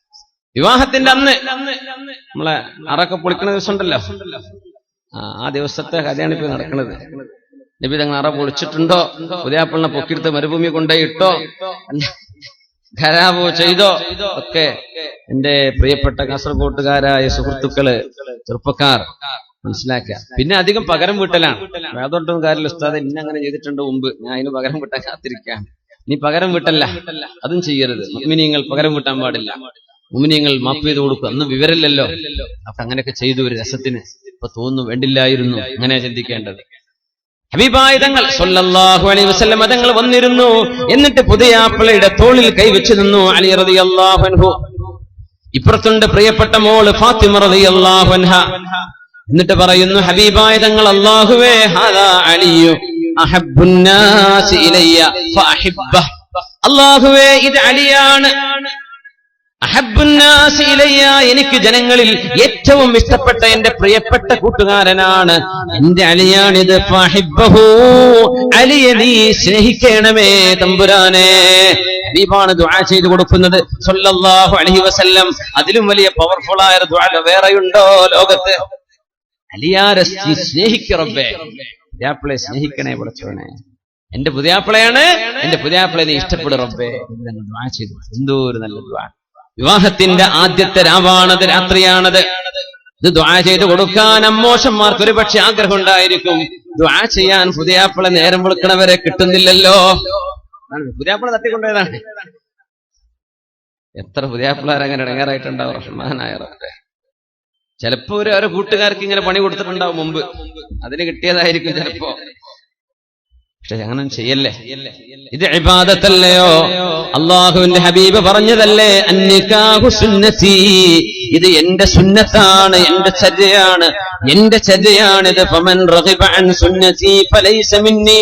എന്റെ ചര്യ ഞാൻ ഇഷ്ടപ്പെട്ടത് നിങ്ങൾ ഇഷ്ടപ്പെടുന്നില്ലെങ്കിൽ നിങ്ങൾ എന്നിൽ പെട്ടവരല്ല എന്ന് റസൂലുള്ളാഹ്. അതുകൊണ്ട് ഹബീബ് സുന്നത്തായി വെച്ചൊരു അമലാണ് നമ്മൾ ഇങ്ങനെ ആഭാസങ്ങൾ കാണിച്ചു കൂട്ടുന്നത്. അങ്ങനെ ചെയ്യല്ലേ. പുതിയാപ്പിളമാരെ തട്ടിക്കൊണ്ടുപോവല്ലേ, അതുപോലെയുള്ള ആഭാസങ്ങൾ നമ്മൾ ഇനി ചെയ്യല്ലേ. അഫല്ലാഹു അമ്മാ സലഫ്. കഴിഞ്ഞുപോയ എല്ലാ തെറ്റുകളും അല്ലാഹു നമുക്ക് പുറത്തു തരട്ടെ. ഇവിടെ അങ്ങോട്ട് നന്മയിൽ ജീവിക്കാൻ അല്ലാഹു നമുക്ക് തൗഫീഖ് തരട്ടെ. പുതിയാപ്പിളക്ക് ദുആ ചെയ്തു കൊടുക്കേണ്ട നേരമാണത്. അല്ലാഹുമ്മ ബാരിക് ലഹ് ബാറകല്ലാഹു ലക. അല്ലാഹുവിനോട് ബറക്കത്തിന് ചോദിക്കേണ്ട നേരമാണത്. ഹബീബായ സ്വല്ലല്ലാഹു അലൈഹി വസല്ലം തങ്ങൾ ദുആ ചെയ്യാൻ പറഞ്ഞു കൊടുത്തു. ബാറകല്ലാഹു ലകുമാ വബാറക ഫീകുമാ വജമഅ ബൈനകുമാ ഫീ ഖൈരിൻ വലുത്ഫിൻ വആഫിയ. അന്ന് ജാഹിലിയക്കാർ ദുആ ചെയ്യുമായിരുന്നു ബിർറഫാഇ വൽ ബനീൻ. കല്യാണം കഴിഞ്ഞ പുതിയാപ്പിളോട് ആദ്യം അതാ പറയാ, ബിർറഫാ വൽ ബനീൻ. നല്ല ഐശ്വര്യം ഉണ്ടാവട്ടെ, ആൺകുട്ടികൾ ഉണ്ടാവട്ടെ. അത് നബി ഞങ്ങൾ പറഞ്ഞു, അത് വേണ്ട, നിങ്ങൾക്ക് പെൺകുട്ടികൾ വേണ്ടല്ലേ. വതജഅലൂന ലില്ലാഹി ബനാതിൻ സുബ്ഹാന. നിങ്ങൾക്ക് പെൺകുട്ടികളെ വേണ്ട, പെൺകുട്ടികളാണെന്ന് പറയുമ്പോൾ നിങ്ങൾക്ക് അപമാനമല്ലേ. എന്നിട്ട് അള്ളാഹുവിന് പെൺകുട്ടികളുണ്ട് എന്ന് നിങ്ങൾ പറയുകയും ചെയ്യുക. കാരണം അവര് ഇസ്ലാമിന്റെ മുമ്പ് അള്ളാഹുവിന്റെ മലക്കുകൾ പെൺകുട്ടികളാണെന്ന് അവർ പറഞ്ഞിരുന്നു. നിങ്ങൾക്ക് ആൺകുട്ടികളും അള്ളാഹു പെൺകുട്ടികളും അല്ലേ? അങ്ങനെ അവർ പറയാറുണ്ട്. ബിർറഫാ വൽ ബനീൻ. ആൺകുട്ടികളെ ജനിക്കട്ടെ എന്ന് പറയും, ആശീർവദിച്ചു കൊടുക്കും. ഹബീബ് പറഞ്ഞു, അങ്ങനെ പറയല്ലേ. ആൺകുട്ടികളും പെൺകുട്ടികളും അല്ലാഹു ചെയ്യുന്ന റഹ്മത്തല്ലയോ. അതുകൊണ്ട് ദുആ ഇറക്കേണ്ടത് ബാറകല്ലാഹു ലകുമാ വബാറക അലൈകുമാ വജമഅ ബൈനകുമാ ഫീ ഖൈരിൻ വലുത്ഫ്. അല്ലാഹു നിങ്ങൾ രണ്ടുപേർക്കും ബറക്കത്ത് തരട്ടെ, ഐശ്വര്യം തരട്ടെ. നിങ്ങൾ രണ്ടുപേരുടെയും മനസ്സുകൾക്കിടയിൽ അല്ലാഹു സ്നേഹം തരട്ടെ. നിങ്ങളുടെ ജീവിതത്തിൽ അല്ലാഹു ഐശ്വര്യം തരട്ടെ. അങ്ങനെയാ പറയേണ്ടത്. ആൺകുട്ടികളെ മാത്രം ചോദിക്കുമ്പോ പെൺകുട്ടികളെ വേണ്ട എന്ന ധ്വനി എവിടെയുണ്ട്? അല്ലാഹു തആല മക്കളെ കൊടുക്കുമെന്ന് ആദ്യം പറഞ്ഞപ്പോ പെൺകുട്ടികളെ കൊടുക്കുമെന്നല്ലേ പറഞ്ഞത്? പെൺകുട്ടികളെ കൊടുക്കുന്നല്ലേ ആദ്യം പറഞ്ഞത്, പിന്നെയാണ് ആൺകുട്ടികളെ കൊടുക്കും. പിന്നെയാ പറഞ്ഞത് ആൺകുട്ടികളെയും പെൺകുട്ടികളെയും കൊടുക്കുമെന്ന്. യഹബു ലിമൻ യശാഉ ഇനാഥാ. അല്ലാഹു ഇഷ്ടപ്പെടുന്നവർക്ക് പെൺകുട്ടികളെ കൊടുക്കും. വയഹബു ലിമൻ യശാഉ الذുകൂറ. അല്ലാഹു ഇഷ്ടപ്പെടുന്നവർക്ക് ആൺമക്കളെയും കൊടുക്കും. ഔ യുസവ്വിജുഹും ദുക്റാനൻ വഇനാഥാ. ചില ആളുകൾക്ക് ആൺമക്കളെയും കൊടുക്കും പെൺമക്കളെയും കൊടുക്കും. വയജഅലു മൻ യശാഉ അഖീമാ. ചില ആളുകൾക്ക് അല്ലാഹു മക്കളെ തന്നെ കൊടുക്കുന്നില്ല. ഒരുപാട് ചികിത്സിച്ചു, ഒരുപാട് പ്രാർത്ഥിച്ചു, മക്കളില്ല. അല്ലാഹുവിന്റെ തീരുമാനം അതാണ്. ആശ്വസിക്കണം, തകർന്നു പോവല്ലേ. അല്ലാഹുവിന്റെ തീരുമാനം അതാണ്. വാസിലത്ത് ഇബ്നുൽ അസ്ഖഅ റളിയല്ലാഹു അൻഹു പറയുമായിരുന്നു, മിയുന്നിൽ മർഅ അൻ തലിദൽ ഇനാത അവല. ഒരു പെണ്ണിന്റെ സൗഭാഗ്യമാണ് ആദ്യം ജനിക്കുന്ന കുഞ്ഞു പെൺകുട്ടിയാവലെന്ന് മഹാനായ വാസിലത്ത് ഇബ്നുൽ അസ്ഖഅ റളിയല്ലാഹു അൻഹു ഈ ആയത്തിനെ വ്യാഖ്യാനിച്ചുകൊണ്ട് പറഞ്ഞിട്ടുണ്ട്. ആദ്യത്തെ കുട്ടി പെൺകുട്ടിയാകുന്നത് ഒരു പെണ്ണിന് കിട്ടുന്ന ബറക്കത്താണ്. എന്തുകൊണ്ട്? അല്ലാഹു മക്കളെ തരുമെന്ന് പറഞ്ഞപ്പോ ആദ്യം പെൺമക്കളെ എന്നല്ലേ പറഞ്ഞത്? പിന്നെയല്ലേ ആൺമക്കളെ പറഞ്ഞത്? പിന്നെയല്ലേ ആണും പെണ്ണും എന്ന് പറഞ്ഞത്? അതുകൊണ്ട് എന്ന ജാഹിലിയത്തിന്റെ അഭിവാദ്യം ഇനി നിർത്തിവെക്കണം. നിങ്ങൾ പറയേണ്ടത് ബാറകല്ലാഹു ലകുമാ വബാറക അലൈകുമാ എന്നാണ്. അതുകൊണ്ടാണ് ഹബീബ് ദുആ ചെയ്തത്, റബ്ബേ എന്റെ അലിയെ നീ സ്നേഹിക്കണമേ. വഹാദിഹി ഫാത്തിമ. ഇതെന്റെ മോള് ഫാത്തിമയാണ്. അല്ലാഹുവേ അഹബ്ബുന്നാസി ഇലയ്യ. എനിക്ക് ഏറ്റവും ഇഷ്ടപ്പെട്ടവളാണ്. ഫഅഹിബ്ബഹാ. അവളെ നീ ഇഷ്ടപ്പെടണേ തമ്പുരാനെ. രണ്ടുപേരും ഇടക്കിരുന്ന് മുത്തനബിയാണ് ഈ ദുആ ചെയ്തു കൊടുക്കുന്നത്. അപ്പൊ വീട്ടുകാർ വന്ന് ആശീർവദിക്കണം. ബാറകല്ലാഹു ലകുമാ എന്ന് ദുആ ചെയ്യണം. നിക്കാഹ് കഴിഞ്ഞാൽ തന്നെ പിന്നെ ആശീർവാദങ്ങളൊക്കെ അങ്ങനെയാണ്. ആശീർവദിക്കണം.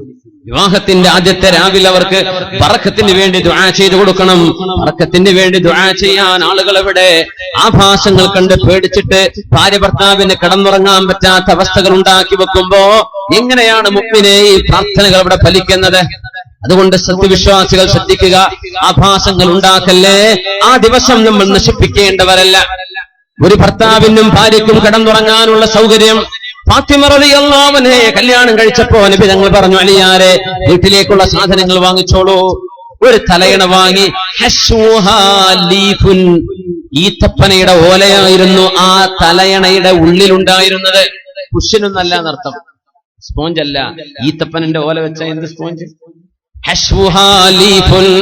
ഏതാനും ചില പാത്രങ്ങളും ഒരു കിസാഉൻ, ഒരു പുതപ്പും വാങ്ങിച്ചു അലി റളിയല്ലാഹു അൻഹു. വിവാഹത്തിന്റെ അന്നാണ് വാങ്ങുന്നത്. നമ്മൾ വിവാഹത്തിന് വേണ്ടി മണിയർ ഉറക്കുന്ന പോലെ, ഒരുക്കുന്ന പോലെ അന്നത്തെ ഒരുക്കലാണത്. അതിനർത്ഥം എന്താ? അതുവരെ അവിടെ തലയണല്ല, ആ വീട്ടിൽ പുതപ്പില്ല. അന്നാണ് തലയണ വാങ്ങിക്കുന്നത്, പുതപ്പ് വാങ്ങിക്കുന്നത്. എങ്കിൽ അതോടെ ഉണ്ടല്ലോ എന്നല്ല പറയില്ലേ നബി തങ്ങൾ. അത് വാങ്ങിക്കാൻ വേണ്ടി പറഞ്ഞു സ്വല്ലല്ലാഹു അലൈഹി വസല്ലം. ഒരുങ്ങണമെന്ന് പറഞ്ഞു. അത് ആ ജീവിതത്തിലേക്ക് കടക്കുന്ന ആദ്യത്തെ ദിവസം നിങ്ങൾ സന്തോഷകരമാക്കി കൊടുക്കണം. അങ്ങനെ ചെയ്യുന്ന എത്രയോ ലക്ഷങ്ങൾ ചെലവിട്ട് നമ്മൾ ചെയ്യുന്നതൊക്കെ ഒരു രാത്രി കൊണ്ട് നശിപ്പിച്ച് ബാർഗെയിൻ ചെയ്ത് പുതിയാപ്പിളയോടും പെണ്ണിന്റെ വീട്ടുകാരോടും കാശ് തന്നാലല്ലാതെ ഞങ്ങളോടൊന്ന് ഇറങ്ങിപ്പോവില്ലെന്ന് കള്ളു കുടിച്ചുവെന്ന് പറയുന്ന അനുഭവങ്ങളൊക്കെ മുസ്ലിം കുടുംബങ്ങളിൽ കാണുമ്പോൾ വേദന തോന്നുന്നുണ്ട്. ഇതൊക്കെ നമ്മുടെ കുട്ടികൾ ചെയ്യരുതാ, നമ്മുടെ മക്കളൊക്കെ ചെയ്യാൻ പാടുള്ളതോ? അല്ലാഹുവേ, ഞങ്ങളുടെ മക്കൾക്ക് നീ ഹിദായത്ത് കൊടുക്കണേ തമ്പുരാനെ. നിന്റെ ഹബീബാണ് പറഞ്ഞത്, എന്റെ ചെറുപ്പക്കാരോട് നിങ്ങൾ നന്മ ചെയ്യണേ. അവർ ഹൃദയം ലോലമായവരാണ്, അവരെന്റെ കൂടെ നിന്നവരാണ്. പ്രായമുള്ളവർ എനിക്കെതിരെ നിന്നപ്പോൾ അവർ എന്റെ കൂടെ നിന്ന മക്കളാണ്. അതുകൊണ്ട് ചെറുപ്പക്കാരോട് നിങ്ങൾ നന്മ ചെയ്യണമേ. ആ ഹദീസിനെ മുൻനിർത്തിയാണ് മുഅ്മിനെ. നമുക്ക് ആക്ഷേപമില്ല, ചീത്ത പറയുകയല്ല. നിങ്ങളെ ചീത്ത പറയുകയോ കുറ്റപ്പെടുത്തുകയോ ചെയ്യുകയല്ല. തെറ്റുകൾ നമ്മൾ തിരുത്തണം. ചെയ്യല്ലേ, അത് ആഭാസങ്ങളാവല്ലേ. റസൂലുള്ളാഹി സ്വല്ലല്ലാഹു അലൈഹി വസല്ലം തങ്ങളുടെ പ്രിയപ്പെട്ട മോളെ കല്യാണം കഴിച്ചു കൊടുത്ത രാവാണത്. നബി തങ്ങൾ പറഞ്ഞു, അലിയെ കൈ നീട്ടണം. എന്നിട്ട് ഫാത്തിമയുടെ തലയിൽ നിങ്ങളൊന്ന് കൈവെക്കണം. ഞാൻ പറയുന്ന പ്രാർത്ഥന ഒന്ന് ചൊല്ലണം. എന്താണ് ആ പ്രാർത്ഥന? അലി റളിയല്ലാഹു അൻഹു കൈ നീട്ടുകയും ഫാത്തിമ ബീവിയുടെ തലയിൽ കൈവച്ചുകൊണ്ട് പറയുന്നു, അലിയാരെ ചൊല്ലിക്കോളൂ, അല്ലാഹുമ്മ ഇന്നി അസ്അലുക ഖൈറഹാ വഖൈറ മാ ഹിയ ലഹ വഅഊദു ബിക മിൻ ശർരിഹാ വശർരി മാ ഹിയ ലഹ. അല്ലാഹുവേ, ഈ ഫാത്തിമയിൽ എന്തെല്ലാം ഖൈറുണ്ടോ ആ ഖൈർ നീ എനിക്ക് നൽകണമേ. അവരിൽ നിന്ന്, അവർ കാരണം എന്തെല്ലാം ഖൈറുണ്ടാകുമോ ആ ഖൈറും എനിക്ക് നൽകണമേ. പറയാത്തവർക്ക് പോയി. ഇപ്പൊ അടുത്ത കല്യാണത്തിന് ആലോചിക്കാം. കല്യാണം കഴിക്കുന്ന അന്നത്തെ ദിവസം അതിന്റെ ചാൻസ് ആകാൻ പോകുന്നൊരു ഇത് എഴുതി വെച്ചിട്ടെങ്കിലും പഠിക്കുക. പിന്നെ ചാൻസ് ഇല്ലല്ലോ. ഈ first impression is the best impression അല്ല പറയാ. First impression there is no second chance. രണ്ടാമത്തെ ചാൻസ് ഫസ്റ്റ് ഇംപ്രഷൻ ഉണ്ടാവില്ല, അത് സെക്കൻഡ് ഇംപ്രഷനാ എന്ന് പറഞ്ഞ പോലെ ഇതൊക്കെ പഠിച്ചു വെക്കുക, മക്കൾക്ക് പഠിപ്പിച്ചു കൊടുക്കുക. اللهم إني أعوذ بك من شرها وشر ما هي له. പടച്ചവനെ, ഫാത്തിമയിൽ നിന്ന് എന്തെങ്കിലും ഷർറുണ്ടാകുമെങ്കിൽ അവരിൽ നിന്നുണ്ടാകുന്ന ഷർറിൽ നിന്ന്, മുത്ത് നബിയുടെ കരളിന്റെ കഷ്ടത്തിൽ നിന്ന് ഷർറുണ്ടാകുമോ? നിബിധങ്ങൾ നമുക്ക് വേണ്ടിയായി പഠിപ്പിക്കുന്നത്, നമ്മുടെ പെണ്ണുങ്ങൾക്ക് വേണ്ടിയാ പഠിപ്പിക്കുന്നത്, നമ്മുടെ പുതിയാപ്പിളമാർക്കാ പഠിപ്പിക്കുന്നത്. ഒരു പെണ്ണ് കയറി വന്നതിന്റെ ശേഷം ഒരു വീട്ടിൽ ബഹളം ഉണ്ടാകുന്നത്, ഒരു വീട്ടിൽ കുഴപ്പങ്ങൾ ഉണ്ടാകുന്നത്, ജീവിക്കാൻ സൗകര്യമുള്ള വീടുകളിൽ നിന്ന് ഇടുങ്ങിയ വാടക റൂമുകളിലേക്ക് പോകാൻ നിർബന്ധിതമാകുന്നത്, ആ തരത്തിലേക്ക് പ്രശ്നങ്ങൾ ഉണ്ടാകുന്ന വീടുകളുണ്ടല്ലോ. അഊദു ബിക മിൻ ശർരിഹാ വശർരി മാ ഹിയ ലഹ. അവൾ കാരണം എന്തെല്ലാം ഷർറുണ്ടാകുമോ, അവളിൽ എന്തെല്ലാം ഷർറുകളുണ്ടോ നീ കാവൽ നൽകണമേ. ദ്വാരക്കാൻ വേണ്ടി പറഞ്ഞു. വിവാഹം നടക്കുന്ന ആദ്യത്തെ രാത്രിയാണ്, നമ്മൾ മനസ്സിലാക്കണം. മുത്തുനബിയുടെ പ്രിയപ്പെട്ട മോളുടെ കല്യാണമാണ് നമ്മൾ ഈ വിവരിച്ചു കൊണ്ടിരിക്കുന്നത്. നബി തങ്ങൾ പറഞ്ഞു, അലിയേ, ഫാത്തിമ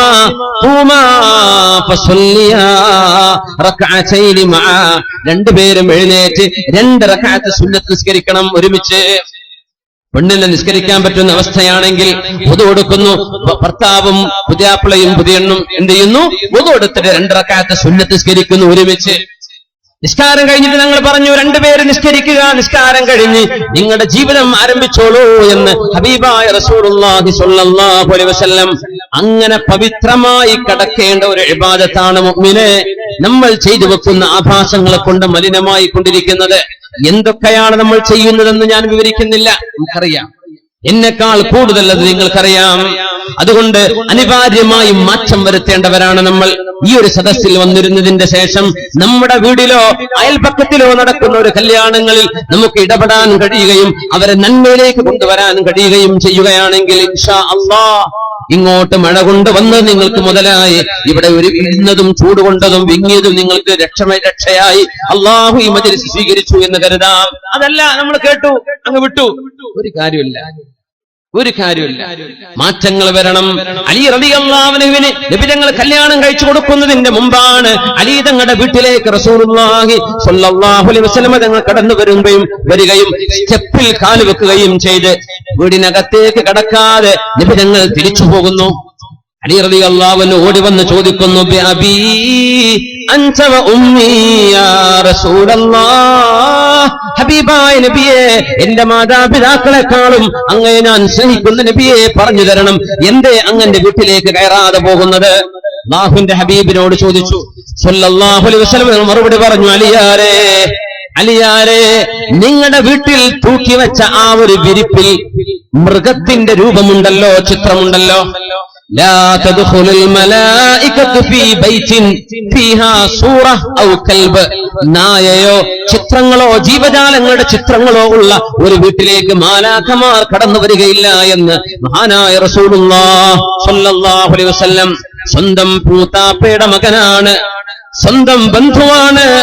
ആദ്യമായി കുട്ടികളിൽ നിന്ന് വിശ്വസിച്ച അലി റളിയല്ലാഹു അൻഹു ഹബീബിന് വേണ്ടി ജീവൻ കൊടുക്കാൻ വിരിപ്പിൽ കടന്നു കൊടുത്ത, മക്കയിൽ ഹബീബിന്റെ വീട് വളഞ്ഞപ്പോൾ അവിടെ കടന്നു കൊടുത്ത അലി ഇബ്നു അബീ ത്വാലിബ് റളിയല്ലാഹു അൻഹു ഇഷ്ടപ്പെട്ട ആളാണ്. പക്ഷേ അള്ളാഹുവിന് ഇഷ്ടമില്ലാത്തത് വല്ലതും ഒരു വീട്ടിൽ നടക്കുകയാണെങ്കിൽ, ഒരു വിവാഹത്തിൽ നടക്കുകയാണെങ്കിൽ, അതവിടെ ചെന്ന് നമുക്ക് തിരുത്താൻ കഴിയുമെങ്കിൽ പോകാം, തിരുത്താൻ കഴിയില്ലെങ്കിൽ നിങ്ങൾ അവിടെ കടക്കല്ലേ എന്ന് പഠിപ്പിക്കുകയാണ് മഹാനായ റസൂലുള്ളാഹി സ്വല്ലല്ലാഹു അലൈഹി വസല്ലം.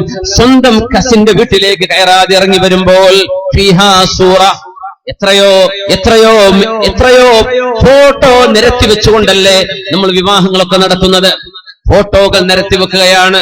നമ്മൾ പറയാറുണ്ട്, വാദ പറയുന്ന ഉസ്താദുമാരുടേതാണെങ്കിൽ പോലും ഫോട്ടോ വെക്കാൻ പാടുള്ളതല്ല, പരസ്യ പലകകളിൽ ഫോട്ടോ പതിക്കരുത്. വാദ പറയുന്ന ഉസ്താദുമാർക്ക് ഒരു പക്ഷേ അത് നിങ്ങളോട് ചെയ്യിക്കാതിരിക്കാൻ കഴിയില്ല, പറയാനല്ലേ പറ്റുള്ളൂ. ചെയ്യരുത് എന്ന് പറയും, ചെയ്യാൻ പാടുള്ളതല്ല. എന്തുകൊണ്ട്? അത് അല്ലാഹുവിന് ഇഷ്ടമല്ല, മുത്തനബിതങ്ങൾക്ക് ഇഷ്ടമായിരുന്നില്ല. അങ്ങനെ ഒരു ചിത്രമുള്ള വീട്ടിലേക്ക്, സ്വന്തം ബന്ധുവിന്റെ വീട്ടിലേക്ക് കയറാതെ ഇറങ്ങി വന്ന ഹബീബായ സ്വല്ലല്ലാഹു അലൈഹി വസല്ലം നമ്മുടെ നാടുകളിൽ നടക്കുന്ന ഏതെങ്കിലും ഒരു വിവാഹത്തിന്റെ പന്തലിൽ മുത്തനബി എങ്ങാനും വരുമായിരുന്നുവെങ്കിൽ ഹബീബ് അവിടേക്ക് ചവിട്ടുമോ എന്ന് ആലോചിച്ചു നോക്കണം. അല്ലാഹുവിന്റെ ഹബീബ് ഇഷ്ടമുള്ളതാണോ നമ്മളവിടെ ചെയ്തു കൂട്ടുന്നത്? ഗാനമേളകൾ ഹബീബായ നബി തങ്ങൾ പറയാറുണ്ട്, വിവാഹത്തിന്റെ ദിവസം നിങ്ങൾ ഹലാൽ കൊണ്ട് നിങ്ങൾക്ക് ആസ്വദിക്കാം, അവിടെ സന്തോഷം വേണം, ദഫ് മുട്ടണം നബി തങ്ങൾ പറഞ്ഞു. ആയിഷ റളിയല്ലാഹു അൻഹയുടെ കല്യാണം കഴിഞ്ഞപ്പോ ദഫ് മുട്ടുന്ന പെൺകുട്ടികളെ കൊണ്ടുവന്നിട്ടുണ്ട്. ചെറിയ മക്കൾ, അവിടെ ചെറിയ കൊച്ചു പെൺകുട്ടികൾ വന്ന് നല്ല പാട്ടുകൾ പാടിയിട്ടുണ്ട്. ദഫ് മുട്ടാന ഉലമാ അനുവാദം തന്നിട്ടുള്ളത്, മറ്റു മ്യൂസിക് ഉപകരണങ്ങൾ പാടുള്ളതല്ല. പ്രായപൂർത്തിയെത്തിയ പെണ്ണുങ്ങളെ വെച്ച് പാട്ട് പാടിക്കാൻ പാടുള്ളതല്ല. ആണുങ്ങളും പെണ്ണുങ്ങളും കൂടിക്കലരുന്ന അവസ്ഥകൾ ഉണ്ടാകാനും പാടുള്ളതല്ല. ഇങ്ങനെയെല്ലാം നിയന്ത്രിക്കുമ്പോഴാണ് വിവാഹം എന്ന നിക്കാഹ് എന്ന വലിയൊരു അമലിന് അല്ലാഹു വലിയ പ്രതിഫലം നൽകാൻ പോകുന്നത്. لأن تزاحم خنزيرا متلطخا بحمأة خير لك أن تزاحم منكب امرأة لا تحل لك. മുത്ത് റസൂലുള്ളാഹി സ്വല്ലല്ലാഹു അലൈഹി വസല്ലം പറയാണ്, വിവാഹം നടക്കുന്ന ദിവസങ്ങളിൽ, അതിന്റെ തലേരാവുകളിൽ ആണുങ്ങളും പെണ്ണുങ്ങളും യഥേഷ്ടം അന്യോന്യം കൈകൊടുത്ത് ഇടപഴകി തൊട്ടുരുമ്മി ചാരിയിട്ടും അല്ലാതെയും ചിരിച്ചും കളിച്ചും മഹ്റമുകളില്ലാത്ത ആളുകൾക്ക് പരസ്പരം കാണലോ സലാം പറയാൻ പോലും പാടില്ല എന്ന് പറഞ്ഞ ഒരു ശരീഅത്തിന്റെ ആളുകളാണ് നമ്മൾ. മഹ്റമല്ലാത്ത ആളുകളെ, സ്വന്തം മൂത്താപ്പയുടെ മകൾക്ക് നിനക്ക് സലാം പറയാൻ പാടുണ്ടോ? ഇല്ലെന്നല്ലേ നമ്മുടെ മസല. അത് പറഞ്ഞാരെങ്കിലും കേൾക്കുന്നുണ്ടോ? ഇപ്പോ സ്വന്തം അമ്മാവന്റെ മക്കളാവാം, സ്വന്തം മൂത്താമ്മയുടെ മക്കളാവാം, എളാപ്പ മൂത്താപ്പമാരുടെ മക്കളാവാം, അന്യരായ സ്ത്രീ പുരുഷന്മാരാണ്. പ്രായപൂർത്തി എത്തിക്കഴിഞ്ഞാൽ അവരൊക്കെ സലാം പറഞ്ഞ് കൈ കൊടുക്കുന്നവർ വരെ കാണാം. ഹറാമാണ്.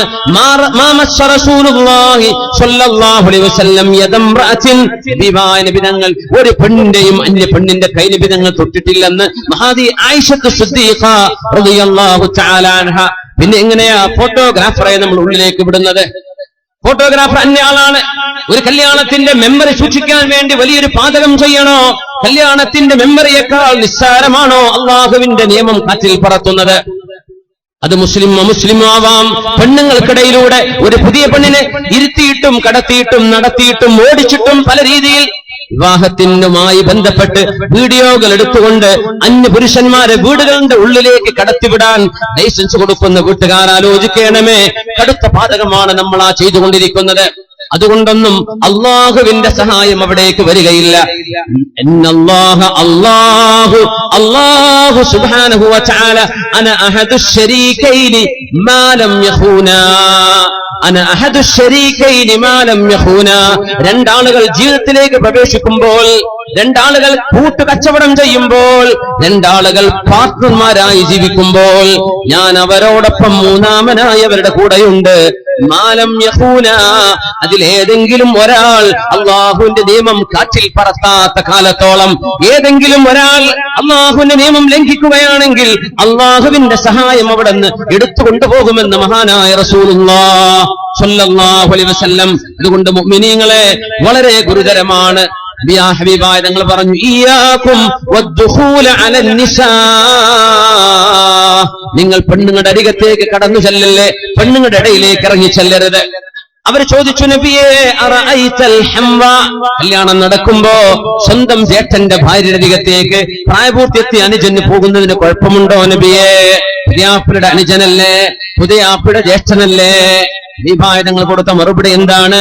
സ്വന്തം ഭർത്താവിന്റെ അനുജനോടുള്ള സമീപനം ഇങ്ങനെയാണെങ്കിൽ അന്യരോടുള്ള സമീപനം എങ്ങനെയെന്ന് നമ്മൾ മനസ്സിലാക്കാൻ വേണ്ടി ദീപിന്റെ മറുപടി നമ്മുടെ മുതഅല്ലിമീങ്ങളൊക്കെ പഠിക്കുന്ന ഹദീസാണത്. അൽഹംബു അൽ മൗത്ത്, അൽഹംബു അൽ മൗത്ത്, മരണം പോലെ ഗുരുതരമായി കാണണം നിങ്ങൾ ഭർത്താവിന്റെ സഹോദരന്മാരെ കാണേണ്ടത്. മരണമാണ്, നാശമാണ് എന്ന് പറഞ്ഞിട്ടുണ്ട് മഹാനായ റസൂലുള്ളാഹി സ്വല്ലല്ലാഹു അലൈഹി വസല്ലം. അവർക്ക് പോലും അങ്ങനെ ഇടപഴകാൻ പാടില്ല എന്ന് പറയുകയാണെങ്കിൽ എത്രത്തോളം നിയന്ത്രണങ്ങൾ നമ്മുടെ വിവാഹ സദ്യകളിൽ വേണം, വിവാഹ സദസ്സുകളിൽ വേണ്ടതാണ്. ഹറാമുകൾ ഒഴിവാക്കി അള്ളാഹുവിന്റെ പുണ്യത്തിലായി ജീവിക്കേണ്ടവരല്ലയോ നമ്മൾ? അലി റളിയല്ലാഹു തആല അൻഹു ആ വിവാഹ ജീവിതം ആരംഭിച്ചിട്ട് ഹബീബായ റസൂലുള്ളാഹി സ്വല്ലല്ലാഹു അലൈഹി വസല്ലം സുബ്ഹി നിസ്കാരം കഴിഞ്ഞാൽ, സുബ്ഹി നിസ്കാരത്തിന് പോകുന്ന പോക്കിൽ തന്നെ അലിയാടെ വാതിൽക്കൽ വന്ന് മുട്ടിക്കൊണ്ട് പറയും, യാ അലിയു, അലിയേ, യാ ഫാത്തിമ, ഫാത്തിമ ഖൂമാ ഫസല്ലിയാ വലൗ റകഅതൈനി ഖബലൽ ഫജ്ർ. ഫാത്തിമ, അലിയെ, സുബ്ഹിക്ക് മുമ്പ് 2 റകഅത്തെങ്കിലും നിങ്ങൾ നിസ്കരിച്ചേക്കണമേ എന്ന് സ്വന്തം മരുമകനോട്, സ്വന്തം മോളോട് പറയാറുണ്ട് റസൂലുള്ളാഹി സ്വല്ലല്ലാഹു അലൈഹി വസല്ലം. കല്യാണം കഴിഞ്ഞാൽ തീർന്നു, അങ്ങനെ പറയാം. കല്യാണം കഴിഞ്ഞാൽ അവരായി, അവരുടെ പാടായി. ഞാൻ കൊടുത്തു, കൊടുക്കാനുള്ളത് കൊടുത്തു, ഇഷ്ടംപോലെ സ്വത്ത് കൊടുത്തു, കാറ് കൊടുത്തു, അത് കൊടുത്തു, ഇത് കൊടുത്തു, ഇനി എനിക്ക് ബാധ്യതയില്ലെന്ന് പറയുന്ന പെണ്ണിന്റെ വാപ്പമാർ ആലോചിക്കണം. അഷ്റഫുൽ ഖൽഖ് സ്വല്ലല്ലാഹു അലൈഹി വസല്ലം തങ്ങൾ പ്രശ്നങ്ങളിൽ ഇടപെട്ടിട്ടുണ്ട്. കലാപങ്ങൾ ഉണ്ടാവരുത്, പരസ്പരം പഴിചാരുന്ന അവസ്ഥകൾ ഉണ്ടാകരുത്. ഫാത്തിമ ബീവിയോട് എന്തോ ഒരു ചെറിയ കശപിശകുണ്ടായി. അലി റളിയല്ലാഹു തആല അൻഹു വീട്ടിൽ നിന്ന് ഇറങ്ങിപ്പോയപ്പോ ഹബീബായ ഞങ്ങൾ വന്ന് ചോദിച്ചു, മോളെ അലി എവിടെ, ഭർത്താവ് എവിടെ? നബിയെ, എന്നോട് പിണങ്ങിയിരിക്കുകയാണെന്ന്. എവിടെ അലി? അറിയില്ല നബിയെ, പള്ളിയിൽ കാണും നബിയെ, പള്ളിയിൽ കാണും. അതൊരു അത്ഭുത. എവിടെ കാണും? ക്ലബിൽ കാണും നമ്മൾ പറയാം അല്ലെ, ക്ലബിൽ ഉണ്ടാവുന്നു. ഫാത്തിമ ബീവിക്ക് ഉറപ്പാണ്, തന്നോട് പിണങ്ങിയാലും അള്ളാഹുവിനെ വിട്ട് കളിക്കുന്ന ആളല്ല എന്റെ ഭർത്താവെന്ന്. പിണങ്ങിപ്പോയ ഭർത്താവ് എവിടെയാണെന്ന് ചോദിക്കുമ്പോ പള്ളിയിൽ ഉണ്ടാകും നബിയെ. നബി തങ്ങൾ പള്ളിയിലേക്ക് പോകുന്ന ആരാണിത്? അമ്മോശനാണിത്. പ്രശ്നങ്ങൾ വരുമ്പോ തീർക്കേണ്ടവരാണ് അമ്മോശന്മാർ. കയ്യും കെട്ടി നിൽക്കരുത്. നബി തങ്ങൾ ചെല്ലുമ്പോ പായയില്ലാത്ത മണ്ണ് വിരിച്ച ഒരു പള്ളിക്കുള്ളിൽ മണ്ണായിരുന്നു അന്ന്. ആ ഒരു പള്ളിയിൽ, മസ്ജിദ് നബവിയിലല്ല, വേറെ അടുത്തുള്ള ഒരു പള്ളിയിൽ ഹബീബായ തങ്ങൾ അലിയാരെ തന്നെ നോക്കുമ്പോൾ സ്വന്തം ഭാര്യയോട് എന്തോ ഒരു ചെറിയ സൗന്ദര്യപ്പിണക്കമുണ്ടായി. മണ്ണിൽ ഇങ്ങനെ മലർന്നു കിടന്നുറങ്ങുന്നു അലി റളിയല്ലാഹു അൻഹു. അല്ലാഹുവിന്റെ പള്ളിയിൽ നബി തങ്ങൾ ചെന്ന് ചോദിച്ചു, അലിയേ എന്ന് വിളിക്കേണ്ടതിന്റെ പകരം യാ അബാ തുറാബ്, യാ അബാ തുറാബ്, മണ്ണിൽ കിടക്കുന്ന എന്റെ പുതിയാപ്പിളേ. യാ റസൂലല്ലാഹ്, നബിയേ, അലിയേ ഒന്നടുത്ത് വരണം. ആ ചുമലിൽ തലോടിക്കൊണ്ട് മുത്തുനബി തങ്ങൾ പറഞ്ഞു, അലിയേ, ഫാത്തിമയോട് വെറുപ്പ് തോന്നല്ലേ, അവളോട് പുറത്തു കൊടുക്കണേ, വീട്ടിലേക്ക് പോകണം അലിയേ, വെറുപ്പുണ്ടാവരുത്, പിണങ്ങരുത് അലിയേ എന്ന് തോളിൽ തട്ടി സ്നേഹത്തോടുകൂടെ പറഞ്ഞു കൊടുത്ത പെണ്ണിന്റെ ഉപ്പയാണ് മഹാനായ റസൂലുള്ളാഹി സ്വല്ലല്ലാഹു അലൈഹി വസല്ലം. അമ്മായിമ്മയുടെ കുറവുകൾ, ഭർത്താവിന്റെ വീട്ടിലെ കുഴപ്പങ്ങൾ, പെണ്ണേ നീ നിന്റെ വീട്ടിൽ പോയി പറയണ്ട, നിന്റെ വീട്ടിലെ കുഴപ്പം ഇവിടെയും പറയണ്ട. ഉമ്മമാര് പറഞ്ഞു കൊടുക്കണം, ഉപ്പമാര് പറഞ്ഞു കൊടുക്കണം, മക്കളെ വിവാഹം ചെയ്തു പോകുന്നത് അള്ളാഹു കൂട്ടിയോജിപ്പിക്കുന്ന ബന്ധമാണത്, മനുഷ്യർ ചെയ്യുന്ന ഇടപാടല്ല. അവിടെ അള്ളാഹുവിന്റെ ദൃഷ്ടാന്തമുണ്ട്. വമിൻ ആയാതിഹി, അള്ളാഹുവിന്റെ ദൃഷ്ടാന്തമല്ലയോ, അൻജഅല ലക്കും മിൻ അൻഫുസികും അസ്വാജൻ ലിതസ്കുനൂ ഇലൈഹാ വജഅല ബൈനകും മവദ്ദതൻ വറഹ്മ. നിങ്ങളുടെ മനസ്സുകൾക്കിടയിൽ സ്നേഹത്തിൽ ഊട്ടിയുറപ്പിച്ച ബന്ധം, വിവാഹ ബന്ധങ്ങൾ ഉണ്ടാക്കി തരുന്നത് അള്ളാഹു ചെയ്യുന്ന പണിയാണ് മോളെ. അതുകൊണ്ട് നിന്റെ ഭർത്താവിന് കച്ചവടമുണ്ടെങ്കിലും ഇല്ലെങ്കിലും, ലാഭമാണെങ്കിലും നഷ്ടമാണെങ്കിലും, അവിടെ സുഖമാണെങ്കിലും അവിടെ നിങ്ങൾക്ക് പ്രയാസങ്ങളുണ്ടെങ്കിലും ക്ഷമയോടുകൂടെ കഴിഞ്ഞുകൂടണം മോളെ. ഭർത്താവിനെ വിഷമിപ്പിക്കല്ലേ, വീട്ടുകാരോട് നല്ല നിരക്ക് പെരുമാറണം മോളെ. അവിടുത്തെ കുറ്റം ഇവിടെ പറയല്ലേ, ഇവിടത്തേത് അവിടെയും പറയല്ലേ. ഇതാണ് ഉമ്മമാര് പറഞ്ഞു കൊടുക്കേണ്ടത്, ഇതാണ് ഉപ്പമാര് പറഞ്ഞു കൊടുക്കേണ്ടത്. ഇന്ന് മറിച്ച എന്തെങ്കിലും ഉണ്ടെങ്കിൽ മോളെ, അപ്പ നമ്പർ ഉണ്ടല്ലോ, ഉമ്മ നമ്പർ ഉണ്ടല്ലോ, ഒന്ന് വിളിച്ചാൽ മതി, ഉമ്മ അപ്പൊ ഓട്ടോസ് എടുത്ത് വരാം. ഇങ്ങനെ പഠിപ്പിക്കല്ലേ, ഇത് തർബിയത്തല്ല, ഇത് തർബിയത്തല്ല. മക്കളെ പഠിപ്പിക്കേണ്ടതും വളർത്തേണ്ടതും ഇങ്ങനെയല്ല. ഇത് മക്കൾക്ക് തോന്നിവാസം പഠിപ്പിക്കലാണ്. ഈ മക്കൾക്ക് സ്വന്തം ഭർത്താവിനോടുള്ള ബഹുമാനം നഷ്ടപ്പെടാൻ കാരണമാണ്. ഹബീബായ നബി തങ്ങളല്ലേ പറഞ്ഞിട്ടുള്ളത്, സ്വഹീഹായ ഹദീസ്, മഹാനായ ഇമാം നസാഇ റളിയല്ലാഹു അൻഹു ഉദ്ധരിക്കുന്ന ഹദീസ്, ലൗ തഅലമുൽ മർഅതു ഹഖ്ഖ സിവാജ്, ഒരു ഭർത്താവിനോടുള്ള ബാധ്യത ഒരു പെണ്ണിന് മനസ്സിലാക്കാൻ കഴിയുമായിരുന്നുവെങ്കിൽ, ലം തഖഉദ് മാ ഹദറ ഖദാഉഹു വഅശാഉ ഹത്താ യഫറഗ മിൻഹു, ഭർത്താവ് ഉച്ചഭക്ഷണം കഴിക്കുകയോ രാത്രി ഭക്ഷണം കഴിക്കുകയോ ചെയ്യുമ്പോൾ ഭർത്താവ് ഭക്ഷണം കഴിച്ച് എഴുന്നേൽക്കുന്നവരെ ആ പെണ്ണിന് ഇരിക്കാൻ കഴിയുകയില്ല എന്ന് മഹാനായ റസൂലുള്ളാഹി സ്വല്ലല്ലാഹു അലൈഹി വസല്ലം. ഒരു പെണ്ണ് സ്വന്തം ഭർത്താവിന് അല്ലാഹു നൽകുന്ന മഹത്വം, ഭർത്താവിന് ഇങ്ങോട്ടും കടപ്പാടുകളുണ്ട്, പെണ്ണിനോട് ഉത്തരവാദിത്തങ്ങളുണ്ട്, അങ്ങോട്ടും ഇങ്ങോട്ടുമുണ്ട്. എന്നാൽ ഭർത്താവിന്റേത് കൂടുതൽ. എന്തുകൊണ്ട്? അവളെ സംരക്ഷിക്കേണ്ടത് ഇവനാണ്, അവൾക്ക് ഭക്ഷണം കൊടുക്കേണ്ടത് ഇവനാണ്, അവൾക്ക് മടകൊള്ളാതെ താമസിപ്പിക്കേണ്ടത് ഇവന്റെ ബാധ്യതയാണ്. ആ ബാധ്യതയും മഹത്വം ഒരു പെണ്ണറിയുകയാണെങ്കിൽ ഭർത്താവ് ഭക്ഷണം കഴിച്ച് തീരുന്നവരെ ഇരിക്കാതെ എഴുന്നേറ്റ് നിൽക്കുമായിരുന്നു എന്ന് മഹാനായ റസൂലുള്ളാഹി സ്വല്ലല്ലാഹു അലൈഹി വസല്ലം വിഭായതങ്ങൾ പറഞ്ഞ ഹദീസ് ഒന്നുകൂടെ ഓർക്കണേ. ലൗ അന്ന മിൻ ഖദമിഹി ഇലാ മഫറഖ് റഅസിഹി ഖർഹത്തുൻ തംബദിസു ബിൽ ഖൈഹി വസ്സദീദ്, ഭർത്താവിന്റെ തലയിൽ നിന്ന് കാല് വരെ അഴുകിയ മുറിവുണ്ടാവുകയും ആ മുറിവിൽ നിന്ന് ഒലിച്ചു നീങ്ങുന്ന ചീഞ്ചലം പോലും തന്റെ നാവ് കൊണ്ട് വൃത്തിയാക്കെടുത്താൽ പോലും,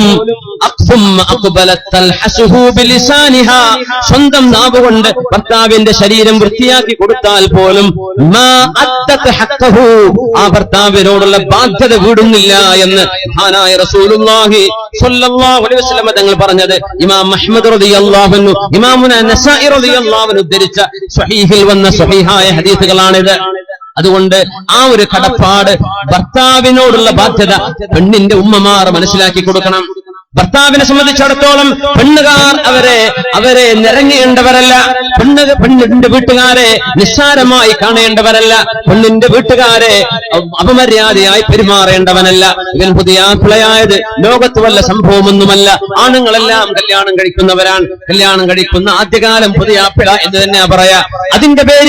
അതിന്റെ പേരിൽ അഹങ്കാരം നടിക്കുകയും ഈ വീട്ടുകാരൊക്കെ എനിക്ക് എന്തോ ഒരു ബഹുമാനം തരണം, എനിക്ക് എന്തൊക്കെയോ വേണം, ഞാൻ എന്തൊക്കെയോ അർഹിക്കുന്നു എന്ന ഭാവേന സ്വന്തം ഭാര്യ വീട്ടുകാരോട് അപമര്യാദയായി പെരുമാറാൻ പാടില്ല. ഹബീബായ നബി തങ്ങൾ പഠിപ്പിച്ച ഒരൊറ്റ സംഭവം കൂടെ പറയട്ടെ. അലി റളിയല്ലാഹു അൻഹുവിന്റെ പ്രിയപ്പെട്ട ഉമ്മ ഫാത്തിമ ബിൻതു അസദ് റളിയല്ലാഹു അൻഹ ലോകത്തോട് വിട പറഞ്ഞപ്പോ, ഫാത്തിമ റളിയല്ലാഹു അൻഹയുടെ അമ്മായിയുമ്മയുടെ പേര്, അലി തങ്ങളുടെ ഉമ്മയുടെ പേര് ഫാത്തിമ തന്നെയാണ്. അത് ഫാത്തിമ ബിൻതു അസദ്, ഇത് ഫാത്തിമ ബിൻതു മുഹമ്മദ് സ്വല്ലല്ലാഹു അലൈഹി വസല്ലം. രണ്ടുപേരും ഫാത്തിമമാരായിരുന്നു. അലി തങ്ങളുടെ പ്രിയപ്പെട്ട ഉമ്മ വഫാത്തായപ്പോഴാ അല്ലാഹുവിന്റെ ഹബീബ് അവിടുത്തെ മേൽത്തട്ടം കൊണ്ടുവന്നത്. ഫാത്തിമ റളിയല്ലാഹു അൻഹ നബിയുടെ മോളല്ല, അലി തങ്ങളുടെ ഉമ്മ ഫാത്തിമ ബിൻതു അസദ് റളിയല്ലാഹു അൻഹ അവരെ പുതപ്പിച്ചു. ജനാസ കർമ്മങ്ങൾക്ക് മുഴുവനും ഹബീബ് നേതൃത്വം കൊടുത്തു. എന്താണ് ബന്ധം? എന്റെ മോളിന്റെ ഭർത്താവിന്റെ ഉമ്മയല്ലയോ ഇത്? കടപ്പാട് പറയുകയാണ്. ഭാര്യ ഭർത്തൃ ബന്ധത്തിന്റെ മഹത്വം പറയുകയാണ്. എന്നിട്ട് ആ പ്രിയപ്പെട്ട ഉമ്മയെ ഖബറിലേക്ക് വെച്ചുകൊടുത്തത് ഹബീബല്ലയോ സല്ലല്ലാഹു അലൈഹി വസല്ലം. ആ ഖബറിലേക്ക് ഇറങ്ങുകയും ഖബറിൽ കടന്നുകൊണ്ട് ഹബീബ് ദുആ ചെയ്തു കൊടുത്തു, റബ്ബേ ഇതെന്റെ ഉമ്മയാണ് അല്ലാഹുവേ, എന്റെ ഉമ്മക്ക് തുല്യമായ ഉമ്മയാണ്, മഹദിയാണ്. അതുകൊണ്ട് അല്ലാഹുമ്മ ഗ്ഫിർ ലി ഫാത്തിമ ബിൻതു അസദ്, അല്ലാഹുവേ ഫാത്തിമ ബിൻതു അസദിന് നീ പുറത്തു കൊടുക്കണമേ. എങ്ങനെയാണ് ഇത് ചെയ്യാൻ കാരണം? എന്താണ് കാരണമെന്ന് ഉലമാ പറയുന്നത്? കാരണം അത് ഉമ്മു സുഹരിഹി, സ്വന്തം മോളുടെ ഭർത്താവിന്റെ ഉമ്മയാണത്. സ്വന്തം മോളിന്റെ ഭർത്താവിന്റെ ഉമ്മയാണത്. സ്വന്തം ഭാര്യയുടെ ഉമ്മയോ വാപ്പയോ, ഭർത്താവിന്റെ ഉമ്മയോ വാപ്പയോ സ്വന്തം മാതാപിതാക്കളെ കാണുന്ന പോലെ കാണണമെന്നും ആ സ്നേഹബന്ധം നിലനിർത്തണമെന്നും ഹബീബായ റസൂലുള്ളാഹി സ്വല്ലല്ലാഹു അലൈഹി വസല്ലം തങ്ങൾ നമുക്ക് മാതൃക പറഞ്ഞു തരികയാണ്. അല്ലാഹുവേ നമ്മുടെ ജീവിതങ്ങളിൽ, കുടുംബ ജീവിതങ്ങളിൽ സന്തോഷം നൽകണേ തമ്പുരാനെ. ക്ഷമിച്ചും പുറത്തും സഹിച്ചും നിന്റെ വജ്ഹ് ഉദ്ദേശിച്ച് ജീവിക്കാൻ തൗഫീഖ് നൽകണേ റബ്ബേ. ഈ റമളാനിന്റെ പകലിൽ ഞങ്ങൾ ഒരുമിച്ച് കൂടുന്നത് സ്വീകരിക്കണേ തമ്പുരാനെ. അല്ലാഹുവേ ഞങ്ങൾക്ക് മാപ്പ് തരണേ റബ്ബേ, ഞങ്ങൾക്ക് പുറത്തു തരണേ തമ്പുരാനെ. അല്ലാഹുവേ റമളാനിന്റെ രാപ്പകലുകളിൽ നരകത്തിൽ നിന്ന് എത്രയോ ആയിരക്കണക്കിന് ആളുകൾ നീ മോചിപ്പിക്കുന്നുണ്ട്. അല്ലാഹുവേ ഞങ്ങൾക്ക് നരകമോചനം നൽകണേ റബ്ബേ. ഞങ്ങളുടെ മാതാപിതാക്കൾക്ക് നരകമോചനം കൊടുക്കണേ തമ്പുരാനെ. ഞങ്ങളുടെ സുഹൃത്തുക്കൾക്ക് നീ നരകമോചനം കൊടുക്കണേ റബ്ബേ.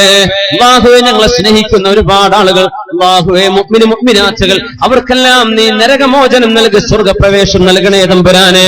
അല്ലാഹുവേ ഞങ്ങളോട് ശത്രുതയുള്ള എത്രയോ ആളുകൾ, മുഅ്മിനീങ്ങളായ ആളുകളെങ്കിൽ അവർക്കും നീ പുറത്തു കൊടുക്കണേ തമ്പുരാനെ. അവർക്കും നീ സ്വർഗപ്രവേശം കൊടുക്കണേ തമ്പുരാനെ. അർഹമർ റഹീമായ റബ്ബേ ഞങ്ങൾക്ക് ശിഫ നൽകണേ അല്ലാഹ്. മാരകങ്ങളായ രോഗങ്ങളെ കൊണ്ട് വിഷമിക്കുന്ന, പ്രയാസപ്പെടുത്തുന്ന ഒരുപാട് ആളുകളുണ്ട് തമ്പുരാനെ, ഒരുപാട് ആളുകളുണ്ട്. അല്ലാഹുവേ അല്ലാഹുവേ അല്ലാഹുവേ മാനായ റബ്ബേ, മാരകങ്ങളായ രോഗങ്ങളെ കൊണ്ട് ഞങ്ങളെ പരീക്ഷിക്കല്ലേ തമ്പുരാനെ. അല്ലാഹുവേ ഞങ്ങളെ നീ പരീക്ഷിക്കല്ലേ റബ്ബേ. ഈ നഗരത്തിന്റെ ഹോസ്പിറ്റലിൽ, പരിസരങ്ങളിൽ, മംഗലാപുരത്ത്, കാസർഗോഡ്, കാഞ്ഞങ്ങാട്, കണ്ണൂർ, കോഴിക്കോട്, അങ്ങ് തിരുവനന്തപുരം RCCയിൽ വരെ കിടക്കുന്ന രോഗികൾ ഞങ്ങളുടെ നാടുകളിൽ നിന്ന് പോയവരുണ്ട്. അല്ലാഹുവേ നീ ശിഫ കൊടുക്കണേ റബ്ബേ. അല്ലാഹുവേ ഇതിൽ ആണുങ്ങളും പെണ്ണുങ്ങളും പല ജാതി മതങ്ങളുള്ളവരുണ്ട്, മതമില്ലാത്തവരുണ്ട്. എല്ലാ രോഗികൾക്കും നീ ശിഫ കൊടുക്കണേ റബ്ബേ, ശമനം കൊടുക്കണേ അല്ലാഹുവേ. ഞങ്ങളാർക്കും, ഞങ്ങളെ സ്നേഹിക്കുന്ന ബന്ധുമിത്രാദികൾ, സഹോദര സഹോദരന്മാർക്കോ ഞങ്ങളുടെ ശത്രുക്കൾക്കോ പോലും വേദന കൊണ്ട് പ്രയാസപ്പെടുന്ന രോഗങ്ങൾ നൽകല്ലേ തമ്പുരാനെ. റഹ്മാനായ അല്ലാഹുവേ, മാലിക്കുൽ മുലൂക്കായ റബ്ബേ, ഞങ്ങളെയും ഞങ്ങളുടെ മക്കളെയും കുടുംബത്തെയും സ്വാലിഹീങ്ങളാക്ക തമ്പുരാനെ. അല്ലാഹുവേ ഉമ്മത്തിനെ സ്വലാഹിലും നന്മയിലും നിലനിർത്തണേ തമ്പുരാനെ. അല്ലാഹുവേ ഞങ്ങളെ നല്ല നിലയിൽ നിന്റെ പൊരുത്തത്തോടുകൂടെ ജീവിച്ച് ഒരുപാട് ഇൽമ പഠിച്ച് അമല് ചെയ്ത് നിന്നെയും നിന്റെ ഹബീബിനെയും അതുവരോളം സ്നേഹിച്ച് നിന്റെ ദീനിനെയും ഉലമാഇനെയും നിന്റെ ദീനീ പ്രസ്ഥാനങ്ങളെയും സ്നേഹിച്ചുകൊണ്ട് അല്ലാഹുവേ ഖൽബിനുള്ളിലെ സ്നേഹം നിനക്ക് മാത്രമായി, നിന്നോട് മാത്രമായി, നിന്റെ ദീനിനോട് മാത്രമായി, തിന്മകളിലേക്ക് വഴിതെറ്റിപ്പോവാതെ ഞങ്ങളെയും വിശിഷ്യ ഈ സമൂഹത്തിലെ യുവജനങ്ങളെയും നീ കാത്തുരക്ഷിക്കണം തമ്പുരാനെ. അല്ലാഹുവേ സമൂഹത്തിലെ യുവാക്കളും യുവതികളും മദ്യപാനികളും വ്യഭിചാരികളുമായി പോവാതെ കാക്കേണമേ അല്ലാഹ്.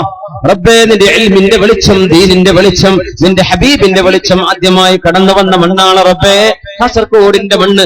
ഈ ദീനിന്റെ പ്രഭയും ഈ സംസ്കാരത്തിന്റെ ലഗസിയും റബ്ബേ ഖിയാമത്ത് നാൾ വരെ ഇവിടെ നിലനിർത്തണം തമ്പുരാനെ. ആഹുവേ നന്മകൾ നന്മകളായും തിന്മകൾ തിന്മകളായും മനസ്സിലാക്കി നന്മയെ സ്വീകരിക്കാനും തിന്മയെ നിരാകരിക്കാനുമുള്ള സന്മനസ് ഞങ്ങൾക്ക് നൽകണമേ അല്ലാഹ്. റഹ്മാനായ റബ്ബേ, അല്ലാഹുവേ ഞങ്ങൾ എത്രയോ തെറ്റുകളും പാപങ്ങൾ ചെയ്ത പാപികളാണ് അല്ലാഹുവേ. നീ പുറത്തു വന്നില്ലെങ്കിൽ ഞങ്ങൾ കുടുങ്ങിപ്പോകും അല്ലാഹുവേ. അല്ലാഹുമ്മ ഹാസിബ്നാ ഹിസാബൻ യസീറാ. റബ്ബേ ഞങ്ങളെ ലഘുവായി വിചാരണ ചെയ്യണേ റബ്ബേ. ചോദ്യം ചെയ്ത് ഉത്തരം മുട്ടിക്കല്ല തമ്പുരാനെ. നാളെ പരലോകത്ത് ഹിസാബില്ലാതെ രക്ഷപ്പെടുത്തണേ റബ്ബേ.